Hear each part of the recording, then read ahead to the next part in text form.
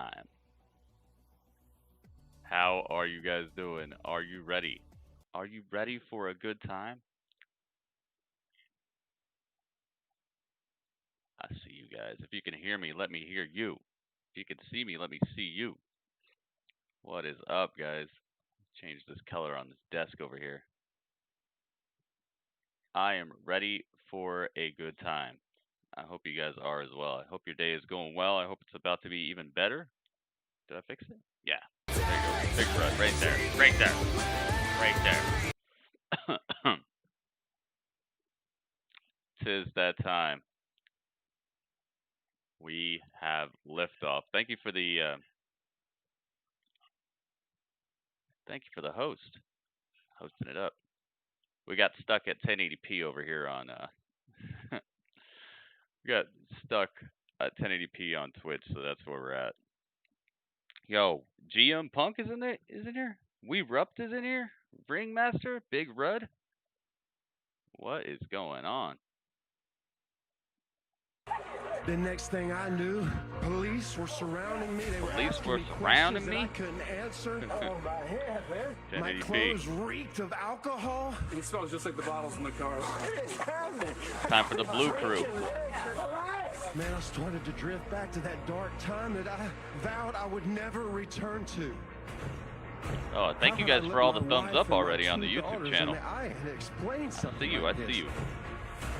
Welcome, everybody. Welcome, welcome, welcome. I'm in that police station. I wish PS did their stream in 4K. Yeah, that was weird. I found some. I found at least one channel that had it in 4K. They said they saw the person. But the footage looked like trash. It was all pixelated and everything. So I was trying to watch it in 4K, but it was all pixelated and wacky. I think it was GameSpot. Because you're just doing what you've done your entire life. Wasn't that great? Other people for your problems.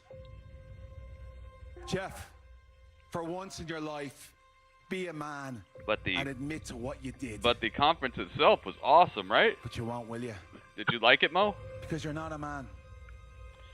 Yeah, well, they had the replay up quicker, so that's why I looked at it. Away from me.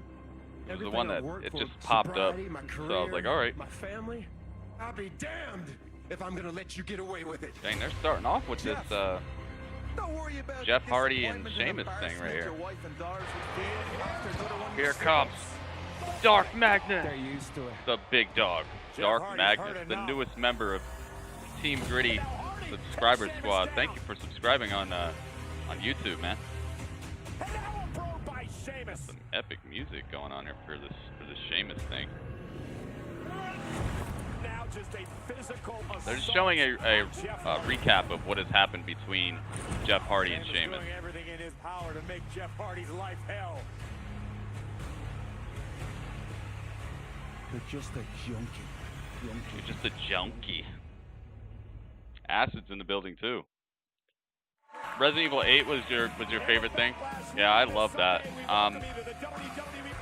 Between that, okay, between seeing the actual PS4, I would say that.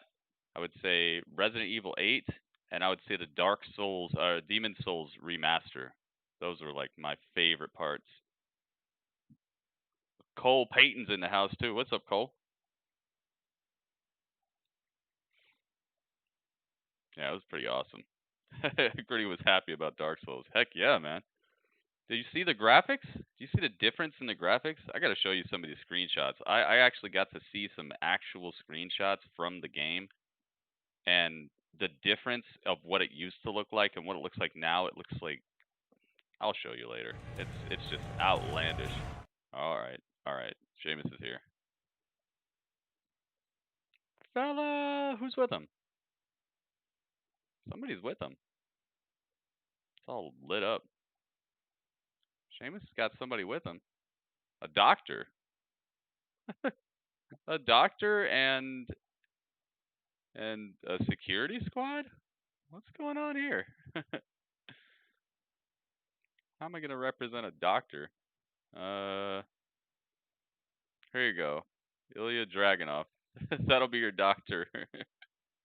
Your doctor's here, Sheamus. Yeah, it would be if I would say if that Spider-Man game was like a full-on Spider-Man game, I'd be more happy about it. But it just at the very moment that I saw it, it seemed like a little spin-off type of thing. And it's not that I'm not excited about it. It's just I would have been way more excited for like an actual full-on Spider-Man.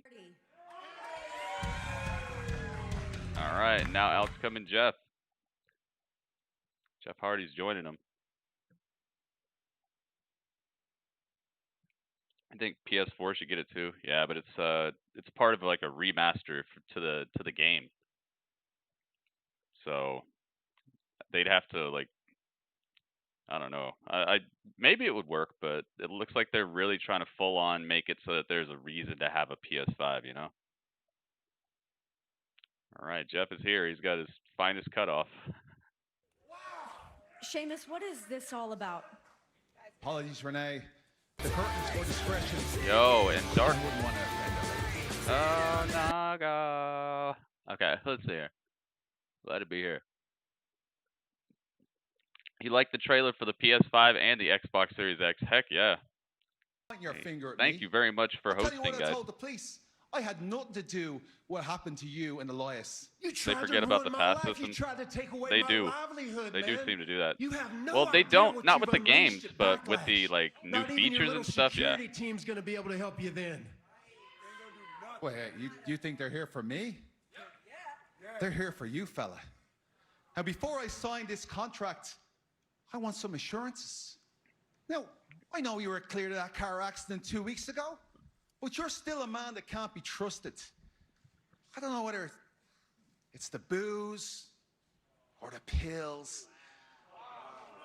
Well, leopard can't change his spots. New Zealand, what's going That's on, why man? I had my lawyer convince WWE management that the interest of safety of everybody, that before I put my signature on that dotted line right there, you're going to have to take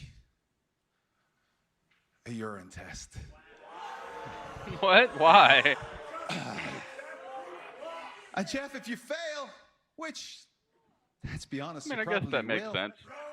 then you're in a whole heap of trouble. And you definitely won't be getting that match at Backlash, because there's no way I'm going to step in the ring with a junkie. The junkie. I like the way he says junkie. Junkie. It's the truth. How do you spell junkie? Junkie? My name is Jeff Hardy, and I'm an alcoholic. And if this is what I have to do to get to you, then fine.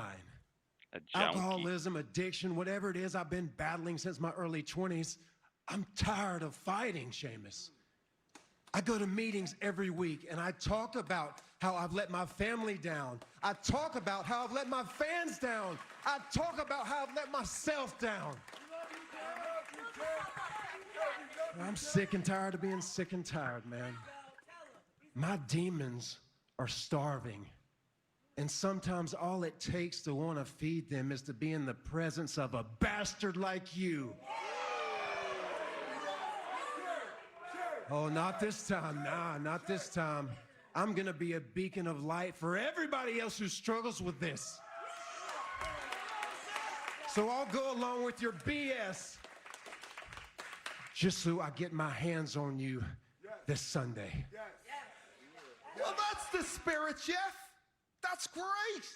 And you know, I know we all know that it takes 24 hours to get a result from a test. I mean, you should know, you've taken plenty of them. Wow. But thanks to Dr. Kirschenbaum here, he's going to administer a rapid test with immediate results. I even pay for the whole thing myself. That's how much I care. That's so nice of Sheamus. Sheamus is I such a don't know, nice and guy. just so there's no shenanigans going on or whatever. Dr. Kirschenbaum is going to supervise the whole thing. Wow. Wow. And Renee, that's crazy.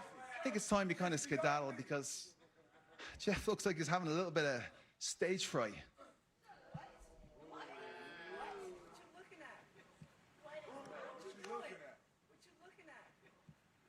Dang, he's got a wow, he's got a whole setup. Well, Jeff's doing his business there. This is the public service announcement from the Celtic Dang, Warrior he's to got to be everybody inside at of home. a Kids, like a black if box you're a to user, do the test. you're a loser. Don't wind up like Jeff Hardy. Don't do drugs. Thank you very much. Thank you. Thank you. Come on, Jeff. Hurry up. We don't have all night. These people have somewhere to go. Come on, fella. That would be kind of a tough thing to do. I mean, you don't normally come out to the ring having to use the restroom, you think. Check it out. Somebody really enjoyed happy hour today, huh? Dang. It's a very, very What's the full, matter, Huh? very full You angry at me? test beaker. How about before the doctor gives the bad news? You know, just anything you'd like to say? Maybe you'd like to apologize to your family. Would you like to do that? Or maybe you could issue a positive message to everybody at home, like The doctor's I don't know, holding a let's big say, beaker of Matt Hardy's test results. just say no. Huh? Like that one? Oh, Jeff, lighten up. Jeff lad. Hardy's got this look on his face. He just wants to get a hold of You're really Sheamus having so a bad. blast with this, aren't you? I truly am. You know, another classic saying comes to mind. Sometimes it's better to be pissed off. Yeah. Oh my goodness, he threw it in Sheamus's face. Oh my goodness. And then he signs the contract. Oh my goodness. He threw the big beaker in Sheamus's face. Oh. Now that's oh.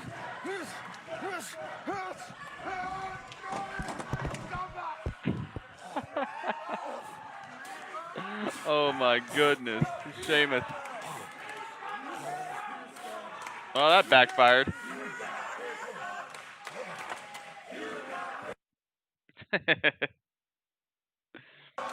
Oh my goodness.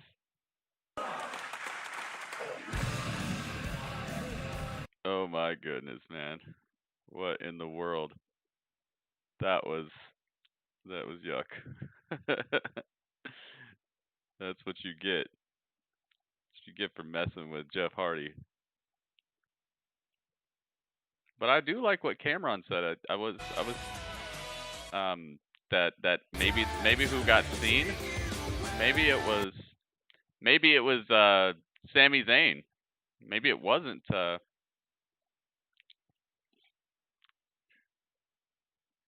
what do I think of Queen of the Ring? That could be cool. If they're not going to do that the Evolution shows anymore. Thank you for the host, guys. Nah, they wouldn't. Well, they might actually put it on Charlotte. You might be right about that. That was one heck of an opening to SmackDown. Goodness gracious. What's worse, Matt's relationship feud or this one with Jeff? Neither. I don't get why people are saying that these are bad storylines and that they're upset at this. It's like, dude, if you remember half the things I remember about wrestling, they've done stuff so much worse than this. They've done things way worse than this. I don't think either of them is a bad storyline. I don't think they should be considered that way. Maybe if you asked like which one is better, then I could answer that question. But I'm not going to use that wording because I don't think either of the storylines are bad. I don't think they were bad at all. I actually think that that Matt storyline is going down in history. I think that is definitely a storyline that people remember. It's kind of like one of those iconic storylines. I do not think it was a bad storyline at all. It was just close to heart, you know? It was close to reality.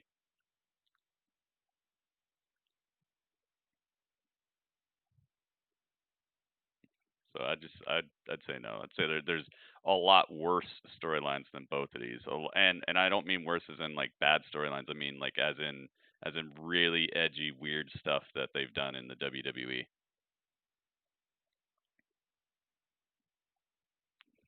How's Dudley? Tobias is always like, yo, where's Dudley? How's Dudley? What's he doing?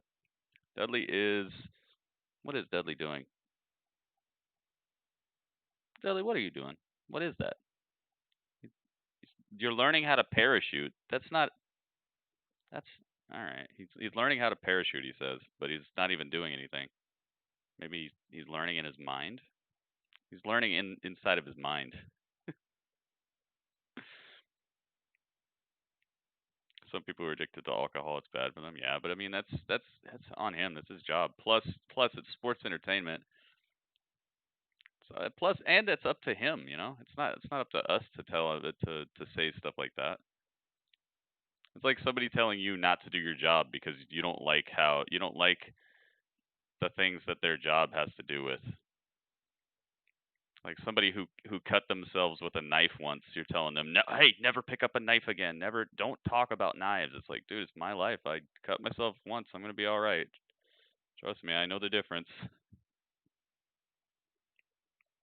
You know, you see what I'm saying? Like, what? Okay, if you're a chef, and one time you burned a souffle, and then you know maybe a couple of years later you burned another souffle, and now people are like, you better never be on TV talking about souffles again. It's like, no, dude, I messed up. Yeah, you know, everybody messes up, but I can tell the difference between a storyline about burning souffles and actually burning souffles. I'm not like a child.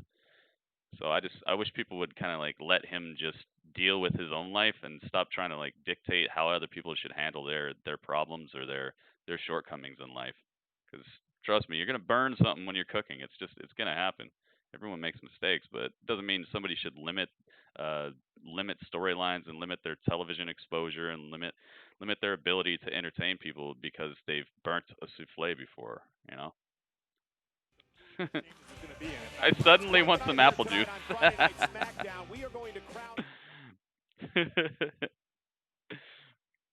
don't think either one is bad as well. I just dislike when people say storylines suck. Yeah, exactly. Exactly. Well, there are some storylines that just don't hit, you know, that just don't work or they're not well developed. Um, so I agree with you on that, Game Maker.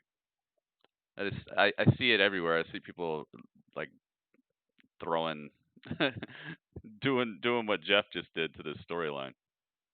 And I just think it's fine, dude.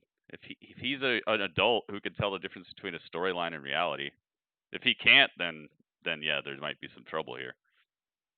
But I'm gonna put a little bit of trust in Jeff Hardy and say that throwing apple juice on somebody is probably not gonna make him want to go drink again and destroy his life.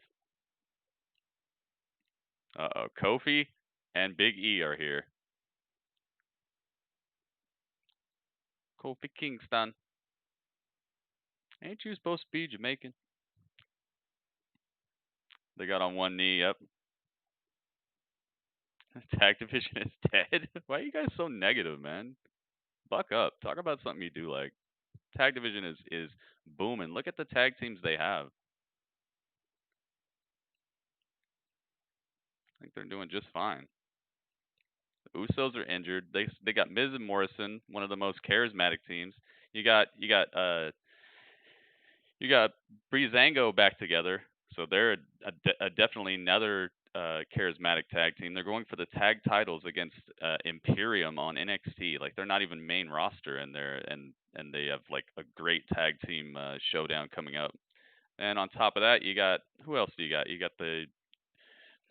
You have the Viking Raiders, who arguably one of the best tag teams on the planet. You got who else? You got the Street Profits, another really incredible tag team. You got the Undisputed Era, one of the more just dominant and fun to watch tag teams, and genuinely talented as well. They have incredible tag teams, man. They ain't dead. They're just you just maybe don't maybe not you're not entertained with the New Day because they've gotten stale, but it doesn't mean their tag team's dead. The tag team division is dead.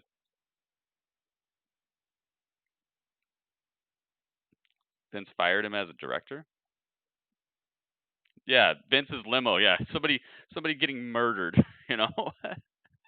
On top of that, we got let's not just talk about WWE. Let's talk about Cody Rhodes getting whipped on national television, getting his back whipped, and then just a few months later, we got this whole Black Lives Matter thing blows up, and it's like, dude, you guys just didn't care about the Black Lives Matter type of thing. If that happened today, it would be a no go.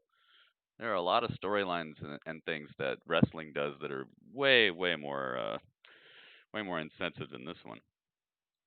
So we got the New Day versus Cesaro and Shinsuke. Ooh, I mean, I don't know if gosh, they've wrestled so many matches together. Maybe you could call Cesaro and Shinsuke an actual tag team now. Corey, what do Cesaro and Nakamura have to do to finally put it all together on one Not night? into the New Day. Yeah, they've gotten stale to me too. I'll definitely agree with that. But I wouldn't come in here talking about it. It's dead. It doesn't happen overnight. It takes some time. Tag division is dead. Is it really though? I don't think so. Turn it into a tilt-the-world backbreaker on Kingston. That's the kind of game-changing strength possessed by Cesaro. So I purchased Impact Plus. Yo, And, you know, what do you just get moments for ago, we Impact saw Plus? Sheamus, Corey, and let's not forget Sheamus and Cesaro, once a tag team known as What do you get for having Impact bitter Plus? enemies before they became one of the great Do you get tag more teams shows here or something? in WWE. It takes time, like you mentioned before. Yeah, New Day can flat out wrestle. However, enough of this gimmick. It's Nakamura, here's the cover now by either enough of this gimmick or they got to switch it up in a way that's going to make it pop again, you know. And without a crowd to chant up with them and clap and get all super excited about the freaky gyrations and stuff, it doesn't have the same effect.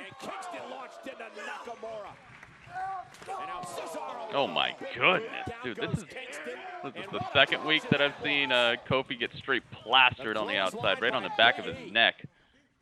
Holy moly.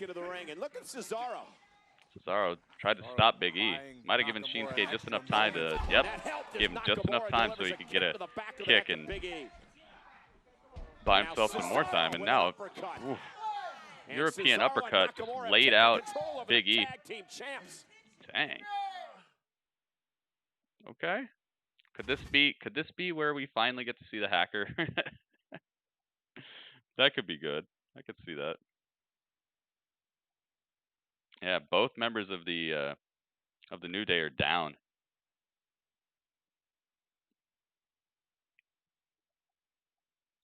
And they went to commercial. I was watching Eli Drake segments on Impact. He's real good. Heck yeah, man. Throw Dudley out the window to parachute with a bag. I don't think I want to do that. He might start getting ideas that that's a good way to treat people, and I don't want him doing that to me. Even an entire 55-minute video about my favorite tag team of all time. Oh, really? So they have documentaries and stuff. Yeah, I'm glad that a couple people here asked me to start doing the hangouts for Impact because it is definitely I feel like they're in an upswing, and the thing I don't like about it is I feel like maybe it was pretty good anyway and I just wasn't watching it, but I feel like they're in the middle of this like rise, especially with all the people who just got released from the WWE and them teasing that they signed some of them to come through at Slammiversary. I feel like there's a rise that's happening with Impact. Really glad that we started actually having live hangouts for it. I think it's good timing. So thank you guys. Thank you everybody who asked me to start doing it and start watching it. Because without you guys, I'd still be like, nah. Yeah, it's not as good as the old Impact. Yeah, I mean, that's gonna be tough to do, but it is definitely good right now.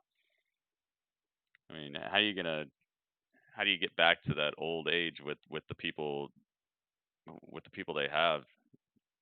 Part of the magic of older TNA was the straight quality and recognition of members of the roster. Right now they have people that aren't household names really, you know. So they got to make stars and they got to sign people. And that's what it's looking like they're doing. Yeah, star power, you know? Star power and just legitimate talent. And they have some very talented wrestlers on the roster right now, but that star power is where it's gotta step up.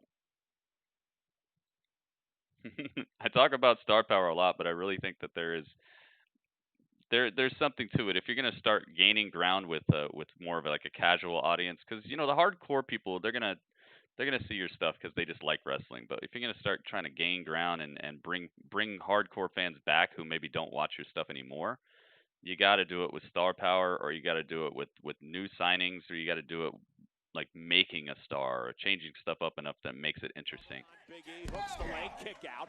All right, we're back to it.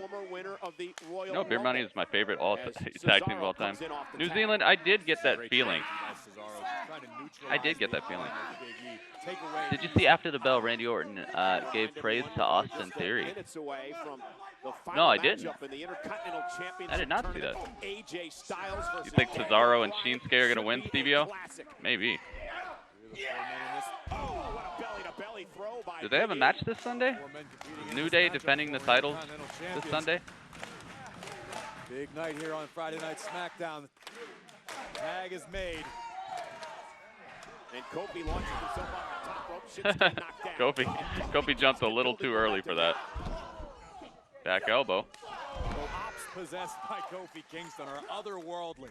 Look at the height. Down goes Nakamura. You could tell Kofi, a lot of his stick, it just has to do with the crowd and getting into it. You can see he's not jumping as high as he normally does. He doesn't have the timing he normally does. I really think that a crowd is so integral for this iteration of the New Day. And without it, that's a lot of the reason why it's so evident that it's kind of stale. SOS on Shinsuke. Oh, Cesaro just bulldozing over to break up the pin. Big E. Oh my goodness. Running clothesline, Big E and Cesaro to the outside. Both went down kind of hard. Nakamura one-on-one with Kofi Kingston now. Shinsuke to the corner. Ooh, upside down kick by Kofi. Now Kofi going up to the top rope. Nakamura is going to meet Kingston there. New Day don't have a match this Sunday. See, that's what I'm talking about, man. It's like, why is it so stale? Taker documentary on Sunday, yeah. How long do you think Backlash will be? Yeah, I think it'll be maybe like a 2.5 hours. See what I'm talking about? Not even jumping through. Wow, Shinsuke got him. Hey, maybe that propelled Cesaro and Shinsuke to a #1 contendership. Maybe they will have a match this Sunday. Dang, dude. Look at this. See, he's like barely jumping where he normally would. He didn't even clear the space to get over to Shinsuke. Shinsuke had to fall down like with him, like barely roll into him. The hacker went away till the crowd comes back. I really wish they would stop. If that's the thinking backstage, I think that's just really, really wacky thinking, because we are the crowd. There's more of us at home than are ever going to be inside of an arena. So you're waiting for nothing. You're waiting for a super small bit of your audience and treating it like it's the biggest part of your audience. 13,000 people in a stadium means nothing compared to a million, 2 million people at home. Just do it. If you're going to do a storyline, just do it. Oh, You did get it right, Stevie-O. You did. oh, baby. Backstage. Oh, yes. Tucky, I appreciate the motivation here, but oh, yeah, my Tucky, peach. I appreciate the yeah. motivation. I'm sorry to interrupt Mandy you guys, kissed but I wanted to wish Otis you when he good was luck tonight. blindfolded, and he was like, Tucky, Forget this. And I'll see you after the match. What the heck? I focus. Hey, yes, Oh, focus, Hey. please. You finally Braun got Strowman's Tucker opponent back. tonight. Hey, yes. So if the opportunity presents itself, yeah, tonight. Wait, tonight could be your night. Tonight's the night, Tucky. 365. Your. The heck? Oh, Sheamus and Jeff Hardy backstage brawl.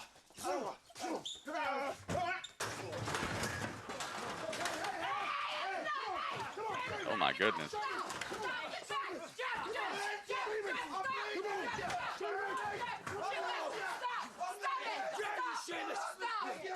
Dang. This Monday, after their match. It's gonna be the whole episode, these two just fighting.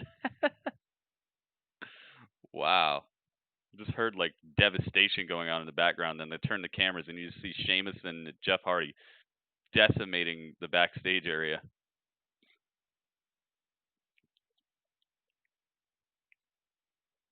They've been having Chicago in the videos? Where did you see Chicago in those videos? I did not see Chicago in the hacker videos. But you guys know what I mean? It's like if 10,000 people come to my restaurant every single week, but I'm like, oh man, I'm waiting for those 5 people to show up so I can change the menu. It's like, dude, just change the menu. If you think that the 10,000 people are going to enjoy what you got, what you're planning on doing and changing, how about you do it now and make it good for the 10,000 people who are coming through your restaurant, and not wait till these specific 5 people can be there.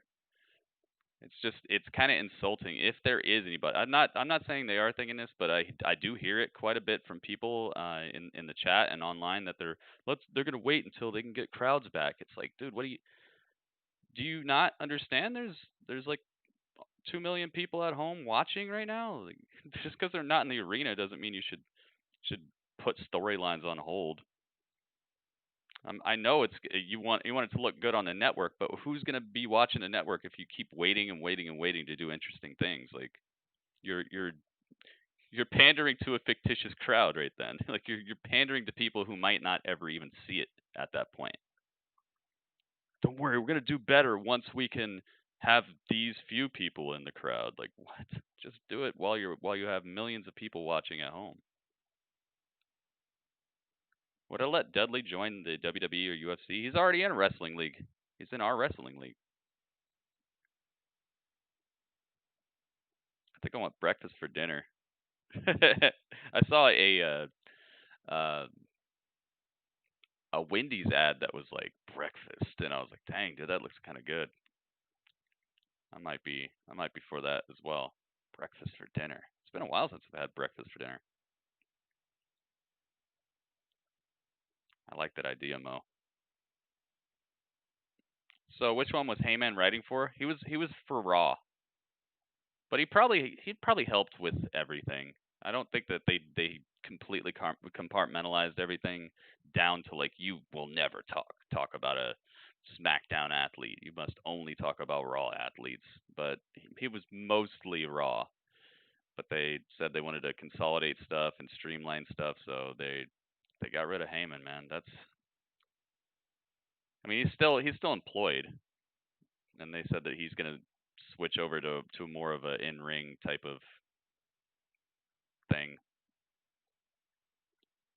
It sucks so bad though, because Raw's been doing well.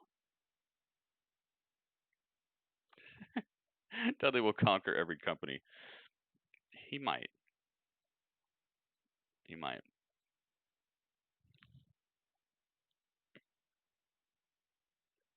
But you guys know what I mean?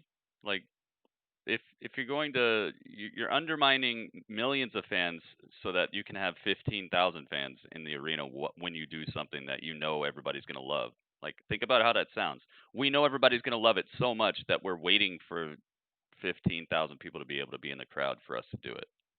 If you know everyone's going to love it, just do it for the millions of people who are watching at home. You know? I hope it makes sense. I hope I'm making sense. Nobody's responding to what I'm saying, so I'm just gonna. I feel like I have to keep explaining it until you guys get it. Do you get it, or do you disagree, or what? You guys think that they should be downplaying the quality of product we get at home just so that they could do a better product once people are allowed back in? Crowning a brand new Intercontinental Champion. What you think? AJ Styles. I find it kind of insulting if that's their thinking. It's like, dude, I matter too. I've been in the crowd before a couple times, so I'm both. Oh, they're going to show a documentary on the Intercontinental title? Through the years, They are. Oh my goodness. yet remains Let's go. timeless. With a storied past, steeped in tradition for over 4 decades. Oh, dude. They're showing all the iterations of it, Contenders too. have come and gone. Only those most worthy. Yo, Ricky the Dragon. Macho Man. Dude, that match is magic. Evolved through waves of change. The Intercontinental Championship. Did I hear about the big nasty possibility being in PS5 wrestling game? Yes. Yes. The standard. Also heard the possibility of a lot of people being in that game, namely people that are in this chat right now. And even more from its So we'll find out when stuff happens. I have no further comment. A catalyst to superstardom, Hall of Fame careers, and iconic moments. Its next chapter is Dude. a blank page. Waiting Belt has to always be been written. so clean too. I love the Intercontinental title. And while Daniel Bryan and AJ Styles didn't care about boast this title. similar accolades, Yeah, their they unique have. journeys ultimately set them apart. Remember? You don't remember when Miz had it? When him and Dolph Ziggler had the incredible feud for it? That wasn't that long ago. One with respect for the traditional approach, taking no shortcuts. Don't remember when Seth Rollins had it and was like wrestling the incredible matches every single week? That wasn't that long ago. That was like right around WrestleMania 34. Dumbest thing I've ever heard. Choosing a more calculated strategy to win. Recently it hasn't been that great. I'm taking Razor Ramon, heck yeah. And with each individual choice, true motivations. Yeah, are the revealed. early 90s IC title, so beautiful. I took my buy because it was the smart move. While Daniel, like a fool, It is fought true. his way in. It's stupid. Any superstar who wants an opportunity. What they they're should have gonna done get with it. this And I title don't do is that made because there it's be noble. blue I do accents. that for myself because I want to push myself. The black I parts wanna test around the myself. side I here, wanna they should have made learn. blue I in there wanna and grow. blue in the globe. Brought some color to this. Who will showcase their prowess? When I look in the mirror, I see the It greatest does look kind of like a New Japan title. WWE's ever seen. Who will revel I in its agree with that. prestige? When I think of being Raise the best, up Ramon. it's not who I am right now, it's who I can be. Who will join the lineage of legends? Have I seen the Fight Island? I've heard about it. I don't understand it. Wait, what is it? It looks like it's going to be an event, but is it going to happen on an actual island or what? Oh man, it's time. for the finals of Wow, they're not saving this for the main event? Oh man. Wow, I didn't think they were gonna like. I just thought they were showing us like a nice retrospective on the title to get us hyped up for later. They're not putting this in the main event spot. What could be bigger than this? Oh, it's gonna probably be that Braun heavy machinery thing, but I could see why they would do that. Maybe Otis will cash in tonight. That could definitely be something epic to go off the air with. All right, so I'm kind of okay with this not being the main event if they're going to do the cash in tonight. That would be awesome. The island is last resort UFC. They should have nowhere else to go.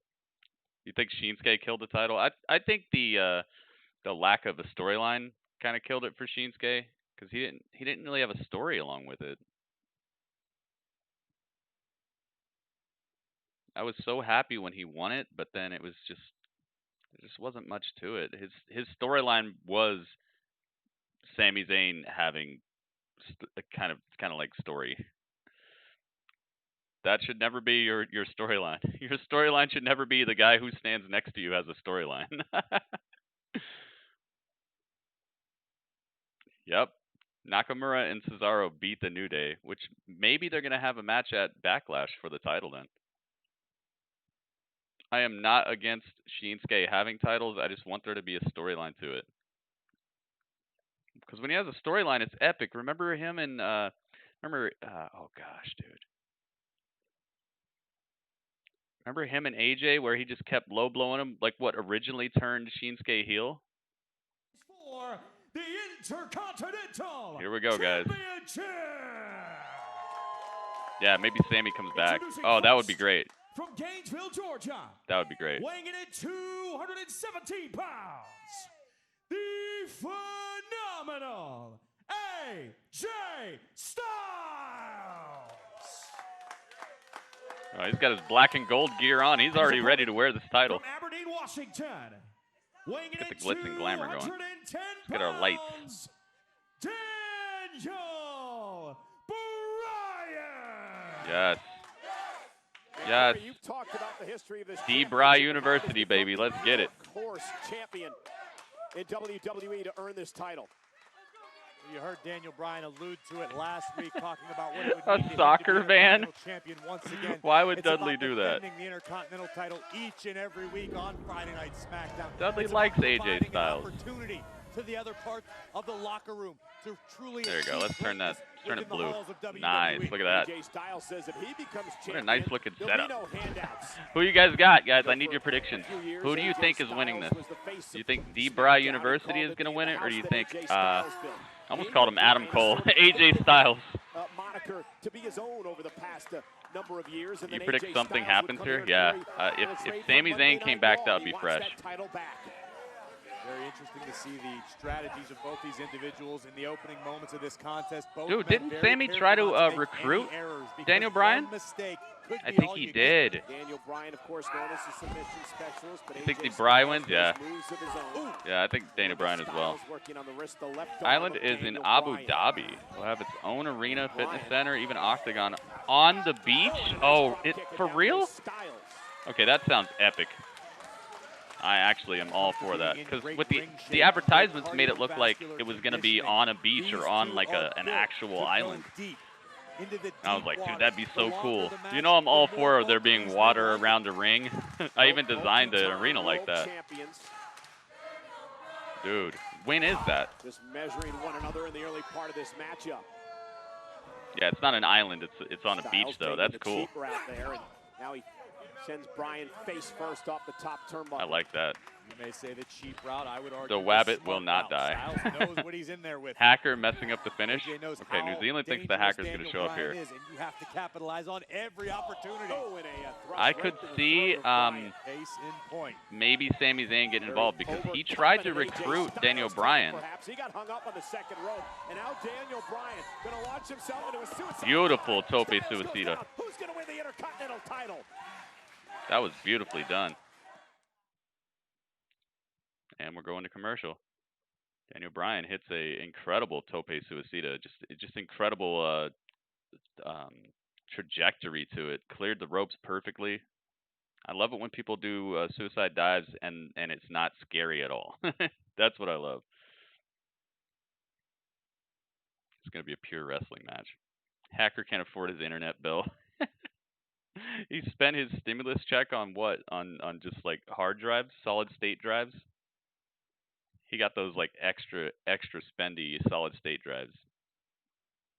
And every one of those monitors is actually a little 4K monitor. He actually went 4K on those little monitors.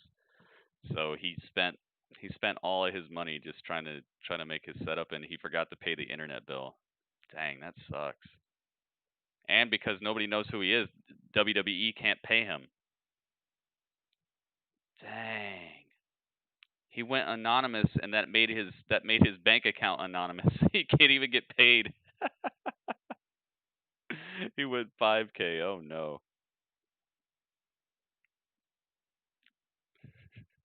Goodness gracious. That sucks, dude. He went a little bit too under the radar, and now they can't even pay the man. Somebody said, what if the hacker was Batista? And I was like, dang, what made you think of Batista? Need another returning superstar to SmackDown. I bet you they wished that Jeff Hardy would have been that star power that they needed. And there's nothing wrong with Jeff, but it is a little bit of actually, you know what? It's one of their better storylines now, so I won't say that. But I bet you they wish that it would be a bigger part of the show, or like a more like a bigger draw, I guess. Gosh, man, but like, who do you call? Who do you bring back? Who do you bring out here? I don't know. Ace Austin, you think that would help?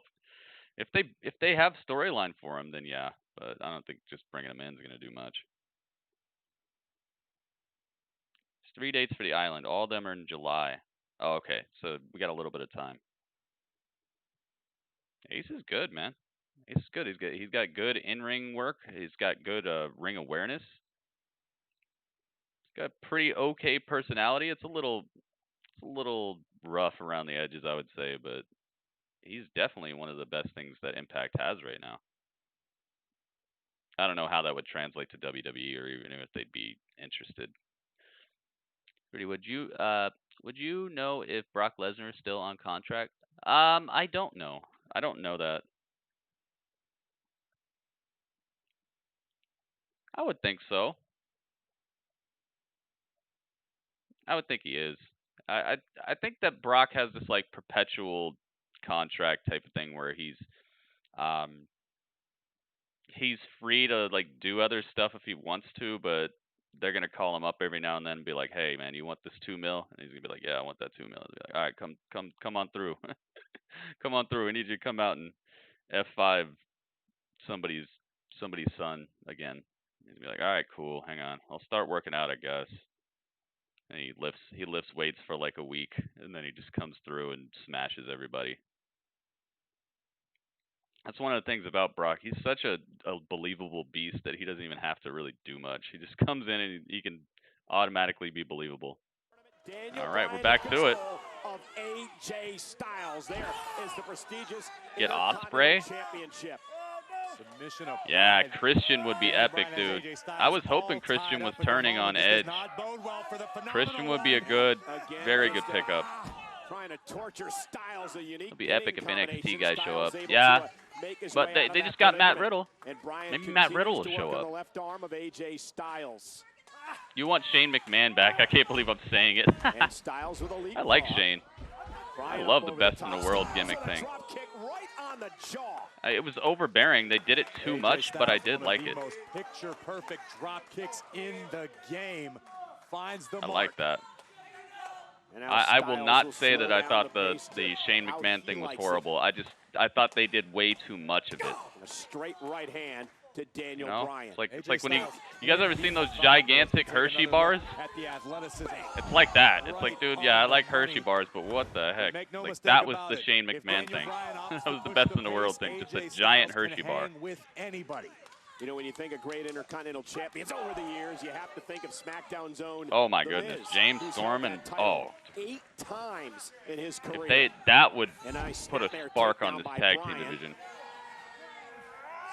Daniel is knocked out. No, he's not. Reversal, looking to hyperextend the elbow of Daniel Bryan in the middle of the ring. It's interesting. Both these superstars have been working on the arms of one another throughout the early portion of this matchup.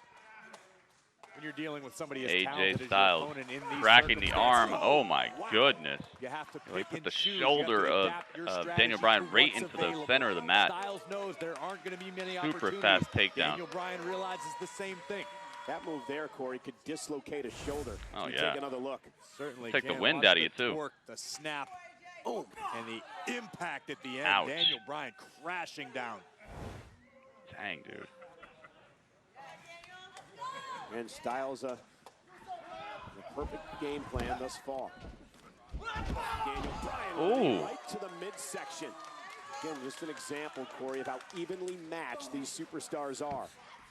Okay, Daniel Bryan turning the beat around a little bit, and now speaking of turning the beat around, he's turning AJ's feet around. We've seen Daniel Bryan utilize this surfboard. Yeah, this match is already good. Very good toe-to-toe wrestling here. Oh, stomping the back of the legs of AJ into the mat. That's the arm that AJ Styles has been attacking throughout the matchup, not allowing Bryan to put the surfboard in. Ooh, now Daniel stretch. An audible. One of the benefits of having such a deep arsenal. Very nice. Got AJ all stretched out. His life trying to master everything that can be done inside of a wrestling ring. Oh, going for it? Oh. The torque on the knee of AJ Styles. I was going to go for the, writhing in pain. what do we call it? The Rings of Saturn? Drag himself to the bottom rope. Goodness gracious. Continues the pressure. AJ's not getting out of this.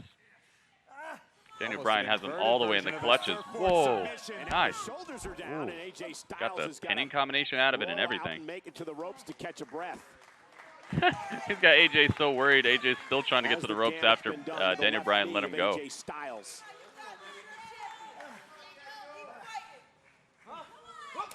Bryan, such a technician. Riker? Oh my goodness, please no. Not all flips and stuff, exactly. Such a striker and exactly. See, Mo, that's the thing though. It's like you have to put a lot of effort into realizing how to get in and out of certain holds and what will work, what'll look good, what's accessible at a certain moment. You have to put a lot of work into that. You don't have to put a lot of work into learning how to do a backflip off the top rope, dude. I taught myself how to do backflips with a 180 on the ground. I taught myself how to do double backflips. I've taught myself how to do all kinds of stuff. That stuff is not what really shows wrestling talent. I mean, yeah, it looks impressive when somebody flies through the air, but like, this is wrestling, you know? It's not acrobatics. Oh my goodness. Just both men smash into each other in the center of the ring. Dang, dude. I bet you somebody's got to catch their breath after that one. And then they go to commercial. Knees are not meant to bend that way. Yeah, like heart wrestling. Exactly. You see, that's why I think a lot of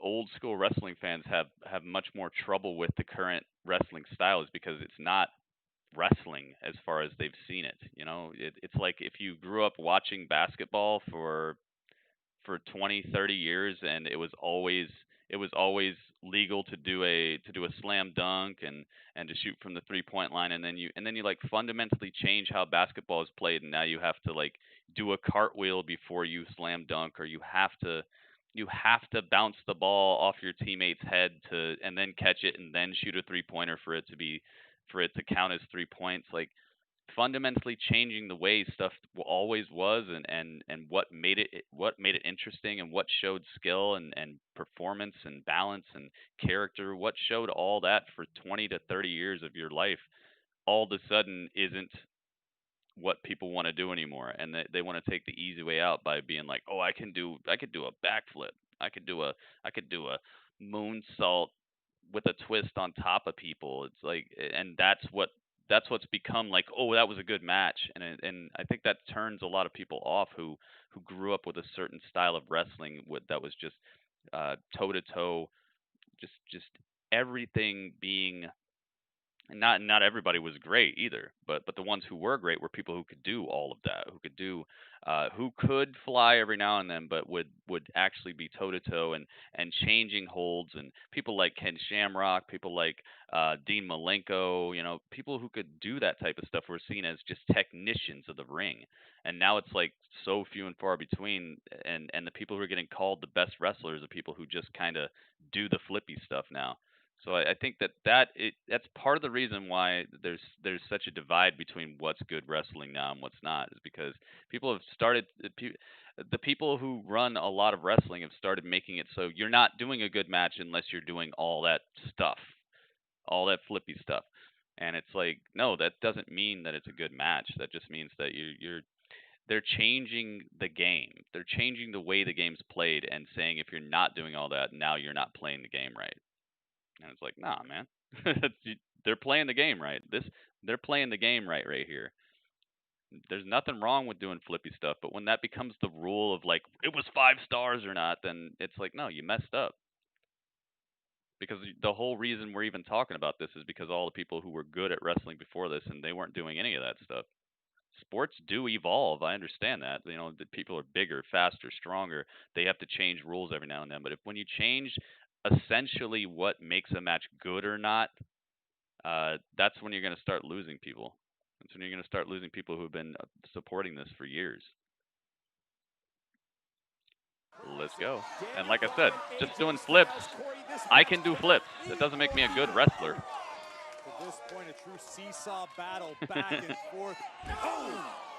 Rather watch special matches like ladder matches, table matches, etc. Yes, exactly.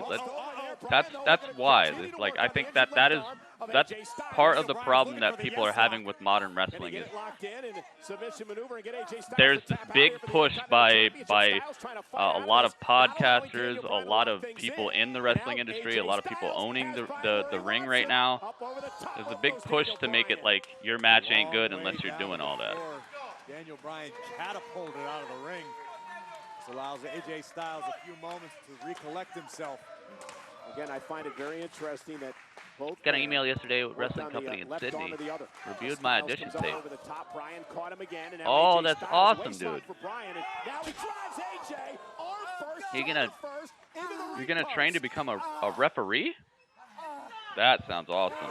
Are you surprised at all with this strategy by Bryan? I really miss good b-ball. The thing is, I miss good everything, but there are people who are exceptional.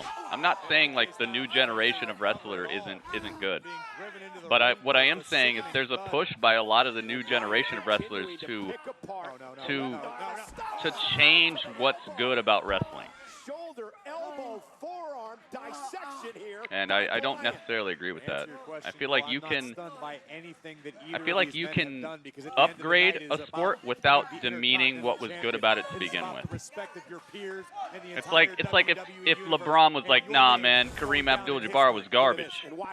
If LeBron was like, nah man, sorry, but nah, freaking Dennis Rodman. Nah, that ain't how you play ball. This is how you play ball. It's like if Steph Curry was like, oh, Julius Erving, man, that dude's trash, man. No, this is how you play ball. Look at how many points I got. No, they're not going to say that. You don't have to fundamentally downgrade and destroy things to be the next best thing, to get your style going. Bryan is systematically dismantling the arm of AJ Styles. And I feel like a lot of what new school wrestlers and podcasters and stuff are doing is basically saying, oh, if you wrestle like Randy, you suck. But if you wrestle like the Young Bucks, now you're the best. It's like, dude, Randy's a better wrestler than the Young Bucks. Sorry to tell you, Young Bucks have athleticism. They can do flips. They can do a lot of stuff. But when it comes to wrestling, Randy is super gifted, talented, and just super smooth. Can get from any hold to any other hold. The guy is just a career wrestler built for the job. He's just not going to go out there and risk his life for one little spot. And if he did, I guarantee you he wouldn't be up doing another spot 10 seconds later. He'd let it sink in. This has been a clinic for Bryan. And Styles whipped into the corner yet again. So, but that's the thing, is like I'm seeing the conversation changing where it's like you're not even in a good match unless you're flipping around the place. And it's like, no, you can still do good matches without it. Mercury, what's up, Mercury? Having a conversation about the current state of what a good match consists of, and about kind of how it seems like a lot of the new school wrestlers are trying to change the narrative into like kind of demeaning the way wrestling has been, to like kind of put over their new style of wrestling to make it look like it should be that way all along. 454 days as champ, and now one of these men look to join the illustrious group of past Intercontinental champions. Yeah, see, the thing with Omega is I like Omega. I don't think he's just a flippy guy either. He does a lot of mat-based stuff. He does a lot of getting in and out of holds, so I have a little bit more respect for him. I'm not saying the Young Bucks are not good wrestlers or anything. What I'm saying is, like, it's become a conversation where, like, your match isn't good unless you're doing flippy stuff, and that's just untrue. That is what is driving AJ Styles right now. Randy's better than you think. Randy's better than you think, Mo. He just doesn't show it.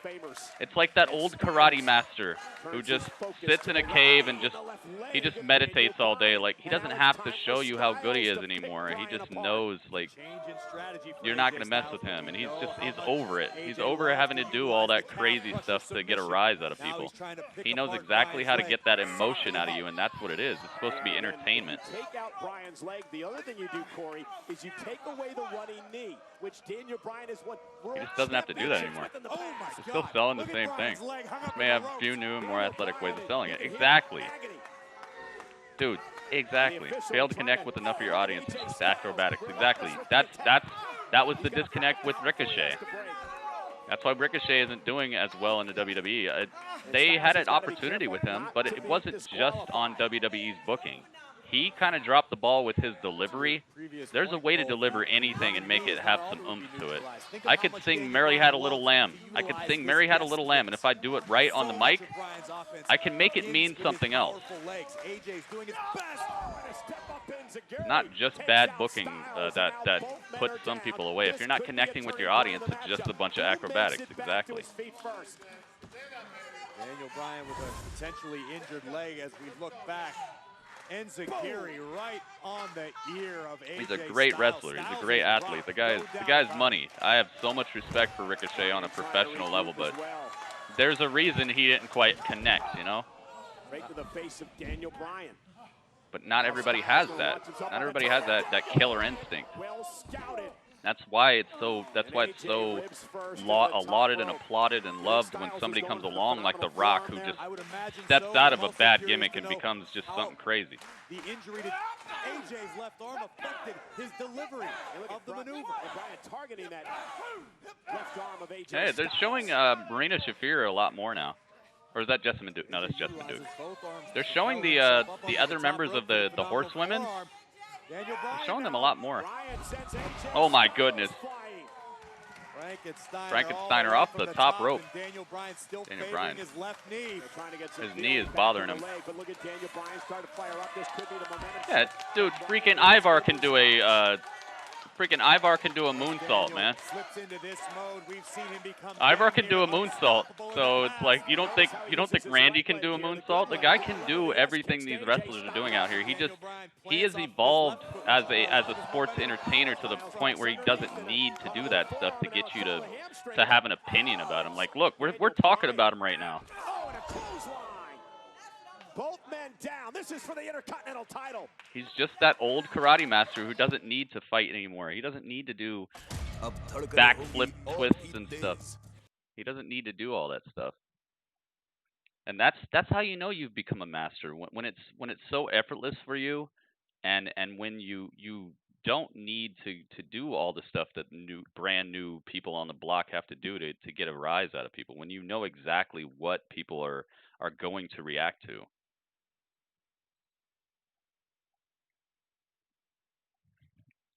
Yeah, this has been a pretty good match. Vince isn't into flippy dudes. Like I said, you can, and you're probably right to say that in the end, it is Vince McMahon. That is the reason that Ricochet isn't, United States champion right now or something. But there was that moment. There was that moment where he had a chance. And you could say that if he would have done better with the material he had, then maybe he wouldn't be in the spot he's in now. You could say that, and it might not even be a fair spot. Maybe he would have had another couple weeks where he would have been the big thing on the block or whatever. So I mean, yeah, you're probably right. It probably does come down to Vince at the end of the show that he's not where he might be doing better. But then again, it's like, who knows what the criteria was? Who knows if during that time it was a chance for him and he was out here reading lines like "There are heroes," and then running out there and pulling off incredible moves. It's like hot and cold. It's like Michael Bay, It's like Michael Bay. he's made so many movies where the action on the screen and the computer animation and just the timing of things and the explosions and just such a visual medium where he paints this incredibly intricate, explosive, dynamic situation on the screen, and then once he has two people on the screen who just have to talk and deliver some lines, there's nothing there, you know. There's nothing to be interested in. You know, it's like the Michael Bay effect. That's Ricochet. You know, it's like, dude, it's all good. You're out there doing it. There's explosions. Like you got the action is off the charts, man. And then when you have two people on the screen, it's just crickets. You know, when you have like 3 lines to work with, it's crickets. Like you gotta be a painter on both sides of the canvas. Yeah, there is a lot that goes on behind the scenes, but he doesn't seem like a guy who rubs people the wrong way. I don't know. That might be the best thing about this whole conversation is we just really don't know. we don't know. We get to see what we get to see. So maybe there's more to it. Maybe Linda McMahon was backstage one time and Ricochet left his shoelaces untied and Linda McMahon tripped over her shoe and that was the end of he tripped over his shoe and that was the end of Ricochet's push. Who knows, man? Maybe Vince McMahon had his turkey sandwich laying around and Ricochet accidentally ate a piece of it or something and that was the end of his push. Who knows? Being part of a group in Brookport, Illinois back in the early 2000s, Ricochet was 12 or 13-year-old referee? What? He reffed your match? Did he ref your match? That's awesome. Wow, I didn't know that. I love the lore of wrestling, man. I love knowing all the behind-the-scenes stuff that's happened in the past. Any one of these strikes can knock Baron Corbin don't do no high-flying spots. He doesn't. Yeah, his finisher is dope as heck. Yeah, and he was the best heel they had for a long time. Bryan still favoring the injured left leg. Daniel Bryan, once again, is he going to look for a suicide dive? And Styles caught him with a kick right to the arm that he'd worked on early in the matchup. Never write anything I did, but was around towards the end of me working with those guys before moving to Colorado. Oh, never repped anything you did. I was like, you never write anything you did. How did Bobby Lashley get in the title picture? He just started taking himself seriously. Both of these men exhausted. They've given 150%. Maybe Ricochet sneezed in front of Vince. Yeah, maybe he sneezed. Maybe he had allergies. Oh, nice. Dropped him right into the armbar. Ooh, looked like AJ might have tapped there for a second, but no, he didn't. Maybe Ricochet sneezed in front of Vince McMahon. Vince is so particular, dude. That might be it. Nice stuff. Styles right into the calf crusher. Oh my God, dude! You do not want to get caught in the calf crusher. He's now Santos Escobar. Yeah, I saw that, dude. That's epic. That's basically it, Game Maker. That's basically all he did. He just started taking himself seriously, and he was immediately in the title picture. Looking to transition into a triangle. And now Daniel Bryan shoulders down. Styles now able to somehow work out of that. Daniel Bryan able to turn the beat around. Oh, running punt kick to the left arm of AJ. Daniel Bryan. Oh, just a super hard yes kick to the side of the head. No.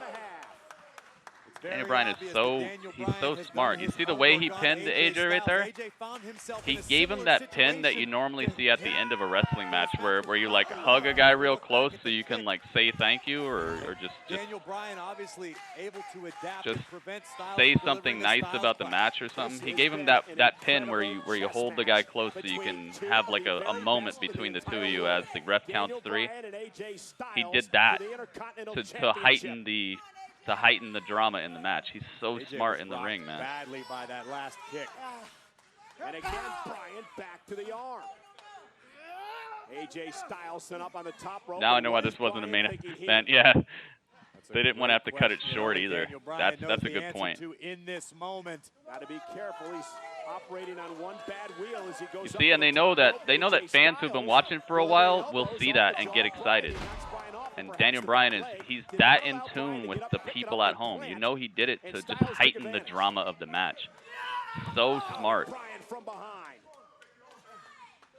Bryan was able to recover, deliver a forearm smash to the back of I like AJ Ricochet. Styles, and once Maybe it's not again, his Daniel time. Bryan It's looking for just like something Apollo, big. dude. Look at Apollo. Apollo's now United States champion. Think about how long he's been on the main roster at this point and never sniffed the title. It might just not be his time. You might be right. Now what does Styles do? Hi. What's up? Welcome to the stream. From behind. Surely setting in for both men. Your muscles burn. It's hard to catch your breath. It is exhausting, but it's about becoming champion. And for the third time, Daniel Bryan climbs the ropes, now up to the top. This might not be the smartest move for Daniel Bryan right here. He's ascending to the top rope. He's got... Intercontinental title. Both of these no. men He's got AJ in a high back above the suplex ring. situation here. Styles over. Wow. Oh my goodness. Back suplex. The Intercontinental Championship. Dude, this might be one of the only matches that I would be like, all right, just wrestle the whole show. Just wrestle the whole show.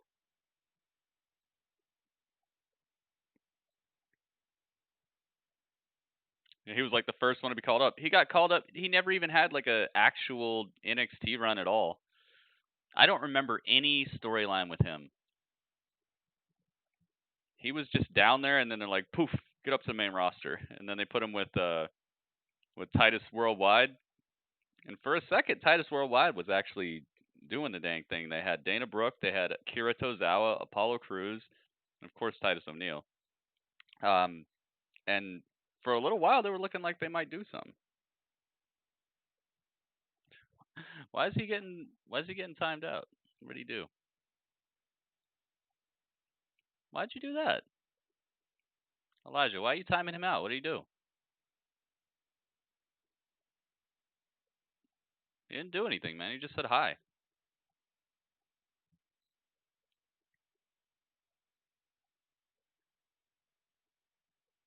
Fans be going wild right now for this match.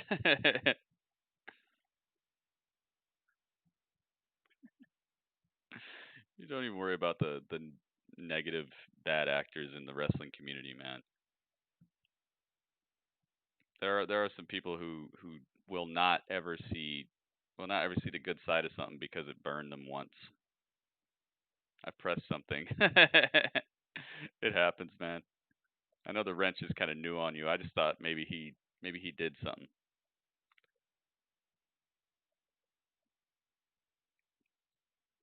Thank you to everybody who's been favoriting the tweets. Oh, I didn't even tweet this out.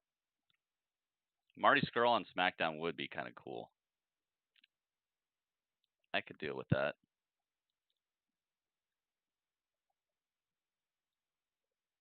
Especially after some of the stuff I've seen from him recently. I know he can wrestle. I didn't know that before.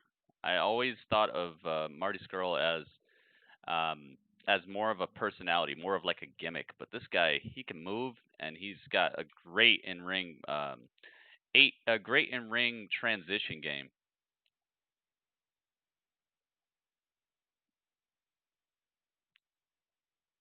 All right, let me do this.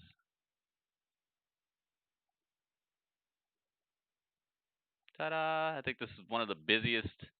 I think this is one of the busiest thumbnails that I've made in a while, but I still kind of like it. NASCAR makes me smile. Dude, did you see the?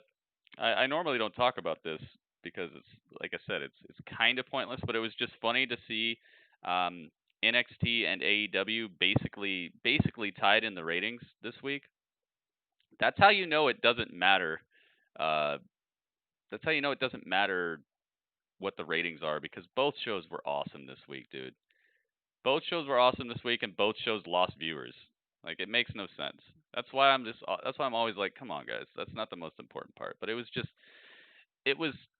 validation for me to see both shows within like 4,000 viewers of each other this week. And this week was one of the better shows that both of them have put on. why it's like, come on, man. These ratings have nothing to do with if the shows are good, because both shows were good this week. People just didn't show up. Times, but tonight the leg would not hold up. Would be a possible chance to That's what I'm capitalize. saying, dude. All that stuff people talk about, it's taped, it's live. Oh, they advertised this. Like, dude, no. Both shows were incredible this week. Not incredible. Both shows were very good this week. Both shows got a point this week. But the ratings would, the way the ratings look, you would think that both shows dropped the ball because they lost viewers. Like, what the heck? First, the Pele, right on point. I'm not used to WWE giving matches time. Yeah, man. How many commercial breaks have we had already? 3? Followed up by a hellacious Goodness gracious. This is going to go down as a classic, dude. that Daniel Bryan is still in this fight. Marty versus AJ. Oh, yeah. Styles wondering what he has to do to put the resilient Bryan away. Yeah, AEW won by 4,000. But do you know what the margin of error is on those, Mo? And do you know the way it works? The Nielsen average, it's a very fallible system, and it only counts certain households. It doesn't count all ways people watch. It doesn't count all ways people watch wrestling. So it's basically like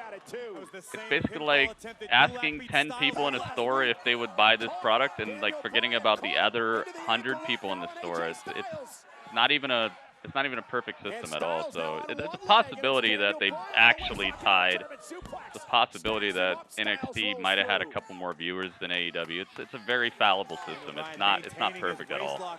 But my point is, dude, look at how close it was, and look at how many viewers they both lost from last week. But both shows had a great show, you know.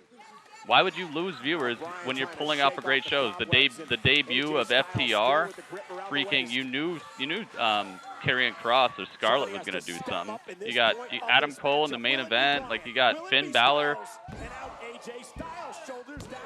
Why would you lose viewers? Why would both shows lose viewers when they're both putting on a good show? That's why I'm telling you, the viewership of a show has nothing to do with the quality of the show. It is impossible to maintain the balance of yourself and your opponent.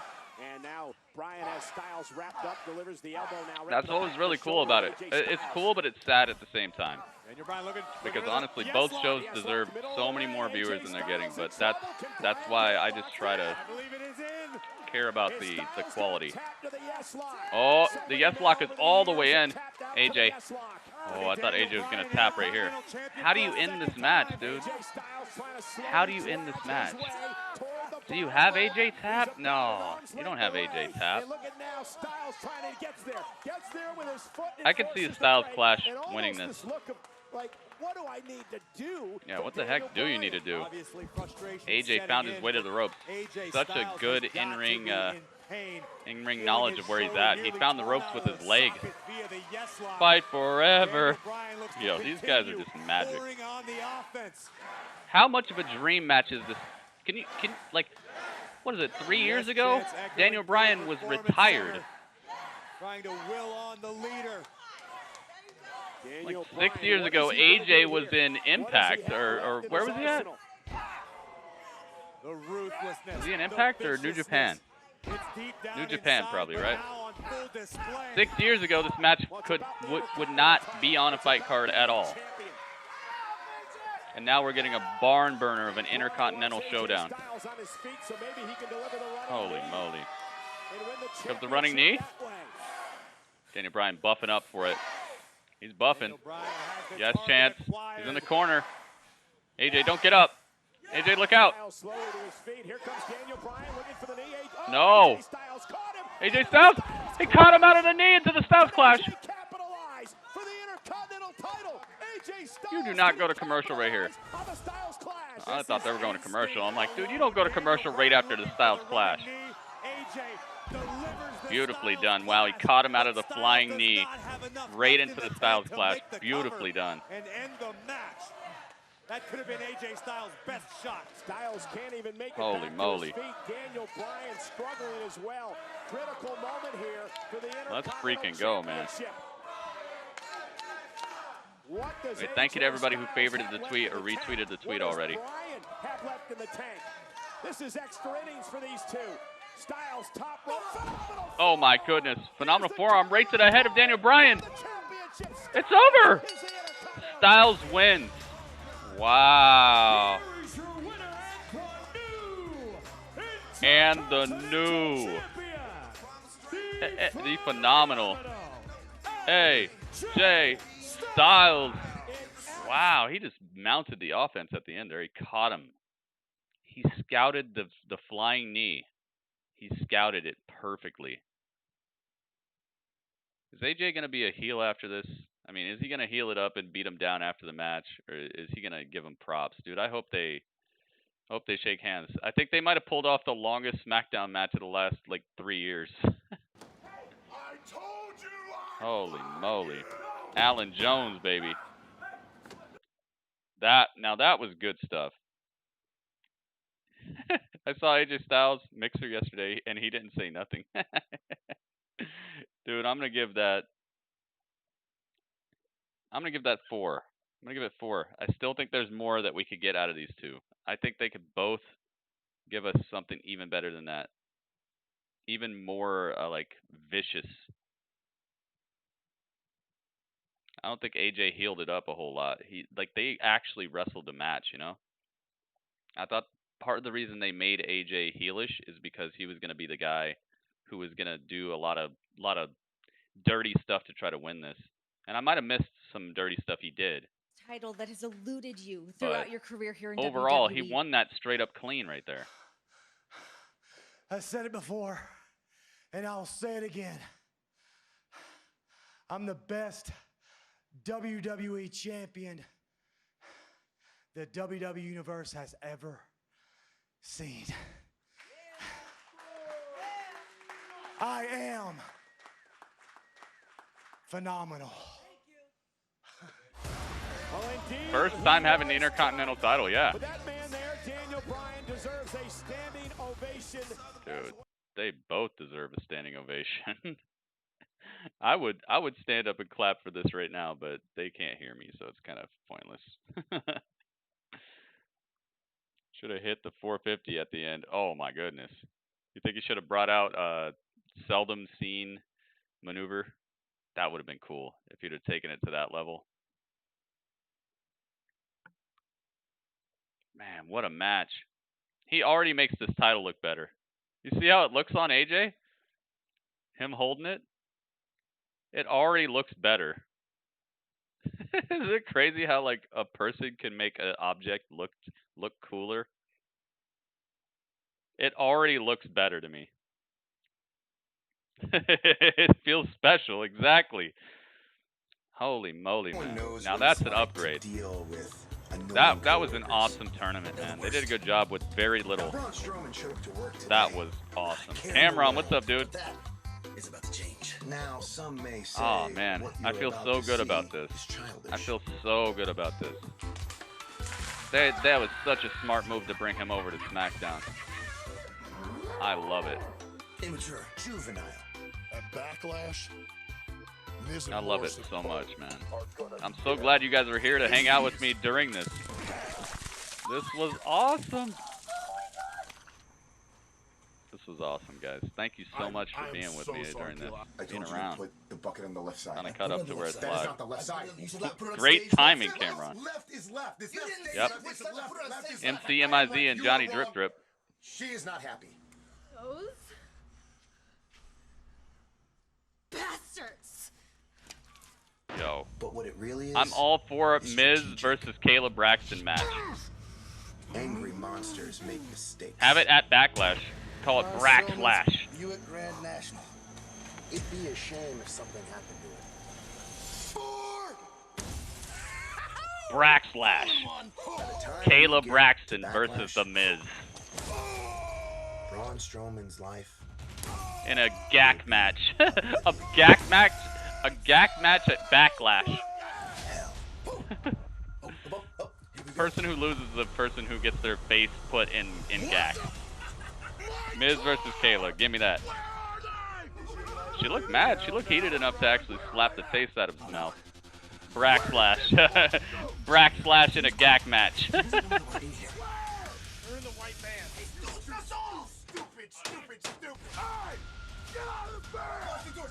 They're showing a replay of what happened last week if you guys aren't watching, but that's what's going on.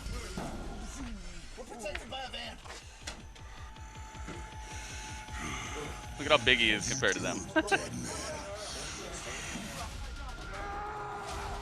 SmackDown's the money show. Dude, Raw's been good too, though.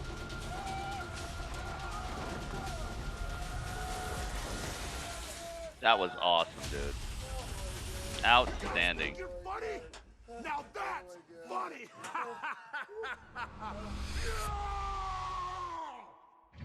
Raw still has the tag titles, the SmackDown tag titles, and the Raw tag titles. CBO, I think what people are going to say is, oh, they had the Freebird rule or whatever, but I agree with you. I agree with you. I think he should have to actually be in the match to win those titles. So I don't think he's Grand Slam yet. I agree with you, There's nothing CBO. that's going to be able to fix Miz or Morrison from what I do to them at Backlash. And speaking of Mr. Money in the Bank, Otis, well, I like the guy. But we played this game before, and I am not in the mood for it tonight. So if Tucker and Otis try anything funny, well, you've seen my actions last week. I have no problem obliterating some heavy machinery. Ooh. Wow. Okay, that's a pretty good. Okay, I kind of like that promo right there. I kind of like that. That was kind of cool. It's going to involve the new tag team champions, Sasha Banks and Bayley. Oh, Sasha Banks and Bayley are going to be here tonight. I kind of like that promo. You saw what I did last week. I have no problems obliterating some heavy machinery because he flipped the van over. That is some pretty cool symbolism and pretty cool wordplay right there. Dang, symbolism and wordplay in WWE? What? Chicken patties. They were showing the wrong camera angle with that van. Wait, where you could see it? Under it? Ramen noodle shrimp flavor. Shrimp flavor ramen is pretty good. My favorite flavor is the creamy chicken one though. The roast chicken, creamy roast chicken. Oh, that one is so money. But my favorite flavor kind of changes. If I buy a whole box of it, I feel like my favorite flavor changes during eating that whole box. If I get a whole box of the roasted creamy chicken one, then by the time I'm like halfway through it, my favorite flavor becomes just like shrimp. If I get a whole box of shrimp, my favorite flavor becomes beef. Like, I feel like once you've eaten like half a box of ramen, you're like, I'm not talking about like one of those little boxes. I'm talking about like the whole thing, the thing that they put out in the grocery store and then they just open it up and you're supposed to grab like ones out of it, and I just get that whole box. You think his confidence went up since he got the title? Oh, for sure. Braun is so much better on the mic now, and that's one of the things that I'm talking about, and that's one of the things that I was trying to say before about developmental. Like, I know it sounds disrespectful to call a brand developmental, but all these superstars are still developing, and not all of them. There are people like Daniel Bryan and AJ who are just they've seen it all, they've done it all, and they're here in their perfect final form, and maybe they could change their gimmick here and there, but they know what they know what they got. They know what they're capable of. They know how to cut promos. They know how to wrestle. Like they've leveled up to the top. Like when you play an RPG and you level up to where you can't level up anymore, like that's AJ. That's Daniel Bryan. But Braun, he hasn't hit that level yet. So he's still developing. That's why I say every brand is developmental. It just depends on who you are. It depends on, have you hit that final level of experience? Have you maxed out your experience, And there are people who just like still haven't hit that yet. It's scary. It's scary when you think about people who haven't hit that yet. Think about people like MJF. MJF can still get better. That's scary to me because the guy is already one of the best heels in the entire industry, and the guy can still get better. He still hasn't He still hasn't held the company on his back as the main champion to really get that like that good firm experience as just the guy. You know, like he could still get better. Freaking who else could still get better that it's scary? Velveteen Dream can still get better. You know? That's crazy to me. That's why I say every brand is developmental because there are people on it who haven't leveled all the way up yet. Like you're never gonna have a whole brand full of just straight up veterans and they know everything about wrestling. What's my thoughts on AJ Styles as IC champ, dude? That's money. No matter who was gonna win that match, it was gonna be money. I loved the impassioned promo that Daniel Bryan cut, and I kind of wanted him to get it more than AJ.